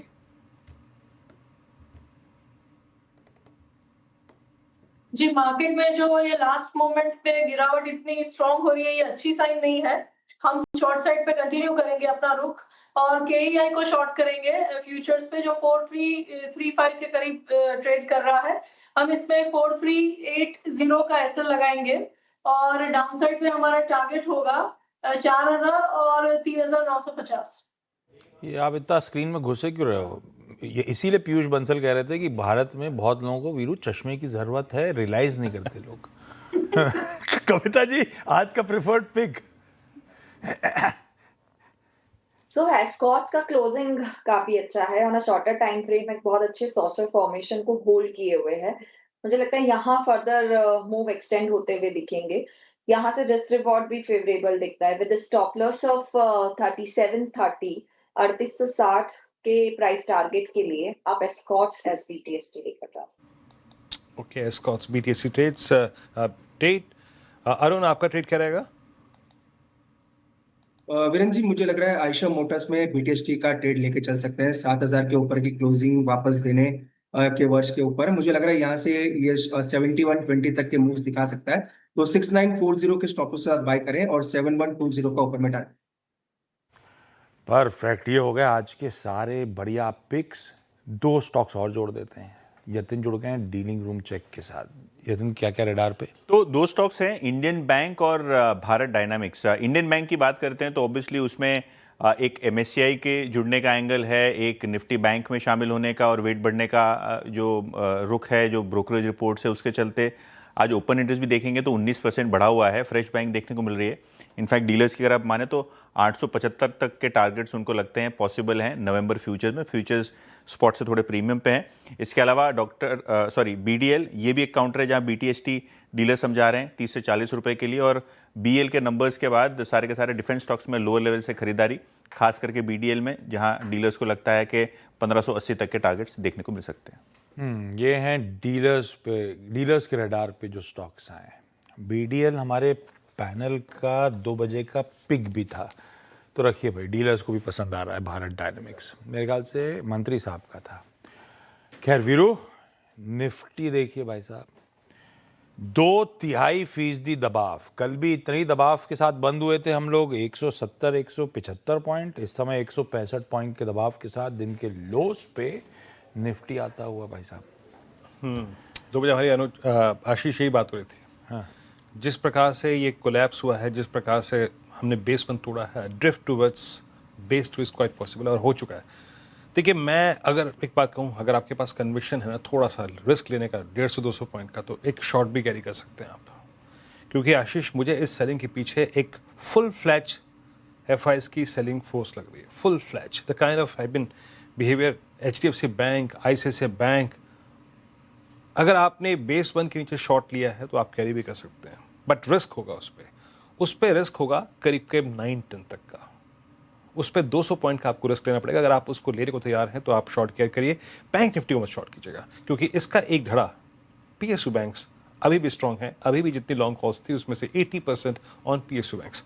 तो मैं निफ्टी को थोड़ा सा, आशीष, A drift towards 25,500 looks possible। आप देखिए आशीष, हुआ क्या है इस प्राइस पे, आपने 10 डेमा को डिसाइसिवली तोड़ दिया है। आपने उस 20 अक्टूबर से 31 अक्टूबर की रेंज को डिसाइसिवली वॉलेट कर दिया है। यानी अब आपका पिक्चर में जो प्राइस है, जो टारगेट है, वो 25,600, दैट इज 20 डेमा, और 25,500 जो कि सबसे बड़ा ऑप्शन बेस है। आशीष, परफेक्ट भाई साहब। वीकनेस बढ़ रही, ब्रेथ भी डिटोरिएट हो रही है, तो अक्रॉस रिपोर्ट मुनाफा वसूली कल जैसा ही हाल है, आज भी दिन के लोज पे है भारतीय बाजार। अच्छा, आज के तीनों निफ्टी नंबर्स आ गए, अब नजर होगी मंडे। कल कोई निफ्टी का रिजल्ट नहीं है, मंडे को अब 4 हैं, Bharti Airtel, Titan, power grid और टाटा कंज्यूमर। इनमें से 3 भारती, टाइटन और टाटा कंज्यूमर। क्विकली समझ लेते हैं कहाँ कहाँ नजर रहेगी, कैसे नंबर्स रह सकते हैं। कंचन, अरे मुझे लगा कंचन हैलोवीन सेलिब्रेशन के लिए कुछ आप खराब क्या हो गया फेस पे, नॉर्मल है एकदम यार। खैर, तीनों नंबर्स में क्या क्या देखूं, क्विकली बताओ। डेफिनेटली शुरुआत भारतीय एयरटेल के साथ कर लेते हैं। नंबर्स यहाँ पे हमें अच्छे देखने को मिलेंगे। रेवेन्यू फ्रंट में हमें करीब 51,500 तक के जो नंबर्स हैं, करोड़ तक के नंबर्स हैं, वो देखने को मिल सकते हैं। पैट भी जो है अच्छा देखने को मिल सकता है। इनफैक्ट अगर आरपू की भी बात करी जाए तो क्वार्टर ऑन क्वार्टर बेसिस में यहाँ पे एक हेल्दी ग्रोथ की जो संभावनाएं हैं जताई जा रही है, और जो मोबाइल सब्सक्राइबर है वो भी हमें 2.5 मिलियन तक बढ़ता हुआ नजर आ सकता है। यानी कि अगर टोटल सब्सक्राइबर बेस देखें तो वो 365 मिलियन तक देखने को मिल सकता है। मोटा मोटी भारती के नंबर्स अच्छे हैं। टाइटन पे डायरेक्टली जंप करते हैं, यहाँ पे भी नंबर्स हमें पॉजिटिव साइड में देखने को मिल सकते हैं। अगर मार्जिन्स की बात करी जाए तो यहाँ पे 2 से 5% का जो इजाफा है उसकी एक्सपेक्टेशन लगाई जा रही है। ऑपरेटिंग नंबर्स भी स्ट्रॉन्गर साइड में है। इनफैक्ट अगर स्टैंडअलोन रेवेन्यू ग्रोथ देखें तो वहाँ पे 14% की अपसाइड की आशंकाएं जताई जा रही है। जो तनिष्क का लाइक टू लाइक स्टोर्स का ग्रोथ है वो हमें 11% तक का देखने को मिल सकता है। हालांकि जो गोल्ड प्राइसेस हमें बढ़ते हुए देखने को मिले हैं उससे जो रियलाइजेशन है उसमें भी एक एवरेज लिफ्ट अप देखने को मिल सकता है, लेकिन नंबर्स यहाँ पे भी अच्छे हैं। बात करते हैं टाटा कंज्यूमर्स के नंबर की। यहाँ पे नंबर हमें थोड़े म्यूटेड देखने को मिल सकते हैं, बिकॉज जो जीएसटी के ऊपर हमने चेंजेस देखे, जीएसटी 2.0, उसके चलते इन्वेंट्री में थोड़ा सा जो प्रेशर है वो बाउंड अप होता हुआ दिखाई दिया है। हालांकि जो रेवेन्यू है हमें सारे ही सेगमेंट में एक डिसेंट ग्रोथ देखने को मिलेगी। अगर सॉल्ट के प्राइसेस देखी जाए, वहां की ग्रोथ देखी जाए तो वो डबल डिजिट ग्रोथ की संभावनाएं जताई जा रही है। अफ्रीका का जो इनका बिजनेस है वो हमें अच्छा करता हुआ नजर आ सकता है। अगर बात करें कैपिटल फूड के और ऑर्गेनिक इंडिया के उसकी, तो 20 और 30% का इजाफा यहाँ पे भी देखने को मिल सकता है। म्यूटेड नंबर्स टाटा कंज्यूमर, लेकिन अगर बात करें भारती और टाइटन तो गुड नंबर एक्सपेक्टेड है। ओके, टाटा कंज्यूमर, खैर एफएमसीजी, लेकिन एफएमसीजी ने भी डिलीवर करके दिया है। देखते हैं टाटा कंज्यूमर क्या कर रहा होगा। बाकी दोनों से कंचन कह रही हैं अच्छे नंबर्स एक्सपेक्ट करिए। रिजल्ट सीजन टचवुड अच्छा ही जा रहा है और मंडे को भी शायद डिसअपॉइंटमेंट हाथ ना लगे। अच्छा वीरू, कल से ना शुभ मुहूर्त है। कल से लेकर अगला 1.5 महीना बतेरी शादियां होनी है और इस पे डिटेल रिसर्च हमारे टीम के एक बैचलर साहब लेकर आए। वीरू की तो नजर ही नहीं पड़ती अब इन सब चीजों में, बोला है कौन देखे, पर आशीष की नजर पड़ी। ये आशीष शादियां हो रही हैं और इसमें आपका काट दिया क्या? 40 लाख शादियां हो रही हैं पूरे देश में। अगर आप देखें तो कल से आपको लगातार शहनाई बजती हुई नजर आएगी। 46 लाख शादियां हैं और इन शादियों पर आप देखें तो 6.5 लाख करोड़ जो है भारतीय खर्च करने वाले हैं। और दरअसल अगर आप देखें तो आंकड़ा बताता हूं, सिर्फ दिल्ली में 4,80,000 शादियां आपको देखने को मिलेगी और केवल दिल्ली में 1,80,000 करोड़ का बड़ा खर्च यहां पर आपको देखने को मिलेगा। अब आप ये सोच रहे होंगे कि जानकारी मैं आपको क्यों दे रहा हूं, लेकिन ये मार्केट पर्सपेक्टिव से अगर आप देखें तो बहुत इंपॉर्टेंट हो जाती है, खास तौर पर क्योंकि भारतीय शादियां जो होती हैं वो जानी इसी के लिए जाती हैं, बिग फैट इंडियन वेडिंग। अब आप समझिए कि जो शादियों में कुल खर्च होता है इसमें 15% होता है ज्वेलरी पर, अपैरल पर होता है 10%। अब तो आजकल अगर आप देखें तो एक डेस्टिनेशन वेडिंग का भी चलन आ गया है। तो आप ये समझिए कि जो ट्रैवल है, हॉस्पिटैलिटी है, इस पर भी जो लगातार खर्च है ये बढ़ता जा रहा है। तो मार्केट पॉइंट ऑफ व्यू से देखें तो ये सीजन 14 दिसंबर तक बड़ा की मॉनिटरेबल रहेगा। इसी के चलते अगर आप देखें तो कुछ स्टॉक्स आप रख सकते हैं रडार पर, जैसे सारी ज्वेलरी कंपनियां, टाइटन है, कल्याण ज्वेलर्स, सेंको गोल्ड, पीएनजी, इन्हें आप रखेंगे रडार पर। इसके अलावा इंडियन होटल्स है, लेमन ट्री होटल्स है, ताज जीवीके, आईटीसी होटल्स, क्योंकि मैंने बताया डेस्टिनेशन वेडिंग का ट्रेंड है। और साथ में 10% खर्चा जो है लोग कपड़ों पर करते हैं, तो वेदांत फैशन, एबीएफआरएल और अरविंद, इन स्टॉक्स को भी आप अपने रडार पर रखिए। 46 लाख शादियां अगले 45 दिन में। 46 लाख, मेरे पास तो एक भी कार्ड नहीं आया वीरू। आएंगे। क्या हाल है यार, आएंगे आएंगे। एक खर्चा भूल गया आशीष। हाँ, बारात के पीछे एक गाड़ी होती है ना, गाड़ी में कुछ सामान होता है, वो खर्चा भूल गए, इसलिए यूएसएल आज डिहाई पर है। ये दिल्ली में होता है, हम मुंबई भोपाल वालों के लिए हम एकदम बिल्कुल नहीं। दिल्ली में लेकिन वो गाड़ी हर जगह, दिल्ली में एकदम सच है, गाड़ी चलती है पीछे, गजब जलवे होते हैं, कारोबार उसके भी अपने जलवे। मैं इसलिए कहता ना, आशीष एक खर्चा भूल गए थे, है ना, एक खर्चा आशीष भूल गए थे, मैंने गिनवा दिया वो भी। ये इन्होंने अदर्स में रखा, उसको अलग से स्पेसिफाई नहीं करा तो अच्छा नहीं लगता। 46 लाख में आपका कार्ड है कि नहीं है? ये जो ये पारंपरिक लिंक है, सालों से करते आ रहा हूं मैं। किसी न किसी दिन इनका भी नंबर जुड़ेगा इसमें, जुड़ेगा। वीकेंड की तैयारी। अब राजेश अग्रवाल साहब अब जब जोड़ रहे थे तो वीरू ने, पता है राजेश सर, आपने सुना नहीं सुना, आपका सीना चौड़ा हो गया होगा, सबसे ज्यादा मोस्ट अवेटेड मैन। भाई वीकेंड में एक तो मैच अंडरवे था, पता नहीं क्या अपडेट है, T20 का क्या हुआ, मैच चल रहा है वीकेंड पे। संडे को हमारा विमेंस क्रिकेट का फाइनल, ये तो इंपॉर्टेंट है। बाकी राजेश सर, सिनेमा घर और ओटीटी में कुछ खास नजर? आशीष जी, इस हफ्ते भी ठंडा है, कुछ खास है नहीं। अगर आप सिनेमा हॉल की बात करो तो एक बहुत छोटी बजट की मूवी है द ताज स्टोरी, जिसमें परेश रावल साहब, जाकिर हुसैन साहब है, कुछ कोर्ट रूम ड्रामा है और कुछ पॉलिटिकल कंट्रोवर्सीज में भी फंसी हुई मूवी है। लेकिन मैंने बुक माई शो में देखा था, कुछ खास रशेस है नहीं, पब्लिक डिमांड भी कुछ है नहीं, तो मैं खुद भी इसे यही कोशिश करूंगा कि जब ओटीटी पे आएगी तब देखी जाएगी। उसके अलावा बाहुबली द एपिक है, उसे अगर आप देखो तो दोनों, जो बाहुबली 1 और 2 थी, उसे कंबाइन करके एक 3 घंटे 45 मिनट की बड़ी महागाथा रिलीज की जा रही है। हालांकि मेरे हिसाब से प्राय सभी ने देख ली होगी, लेकिन फिर भी जिस तरह की इसकी रशेस बनी हुई है और लोगों में उत्साह है, मैं समझता हूँ ये कुछ लोग जा सकते हैं जहाँ पर अगर आप देखो तो प्रभास, राणा डुग्गती, अनुष्का शर्मा, ये लोग थे। तो ये माहिष्मती की स्टोरी कुछ लोग जा सकते हैं, या फिर कंतारा जो हॉल में बहुत थिएटर्स में बहुत धमाल मचा रखी थी वो ओटीटी पे रिलीज हो रही है, लेकिन हम हिंदी भाषियों के लिए दिक्कत ये है कि अभी हिंदी वर्जन इस वक्त रिलीज नहीं हो रहा है। रीजनल वर्जन जो तमिल तेलुगु है वो रिलीज हो रहे हैं, तो हिंदी वाली भाषियों वालों के लिए इंतजार करना पड़ेगा। लेकिन ओटीटी में दो बहुत अच्छी पिक्चर रिलीज हो रही है। एक लोका चैप्टर 1 जो प्रियदर्शनी की है, बहुत बढ़िया हो सकती है, और दूसरी इडली कढ़ाई जो धनुष की है। बस इसके सिवाय कुछ खास है नहीं। इडली कढ़ाई एक धनुष की मूवी है जिसमें उसके पेरेंट्स के इडली का एक बिजनेस रहता है और उसे वो कंटिन्यू करना चाहते हैं। चलिए, हाँ आजकल सिनेमा घरों में कुछ है नहीं, पता नहीं बेचारा पीवीआर कैसे जिंदा है। खैर, आज के क्लोजिंग की तरफ बढ़ा जाए। वीकली क्लोज आ रहा है, आज फ्राइडे का दिन है। अब ये परसों 26,100 की दहलीज तक हम गए थे, ऑलमोस्ट 98-97 तक गए थे। 26,100 वाला 2 दिनों में इस तरह की प्रॉफिट टेकिंग आ गई है।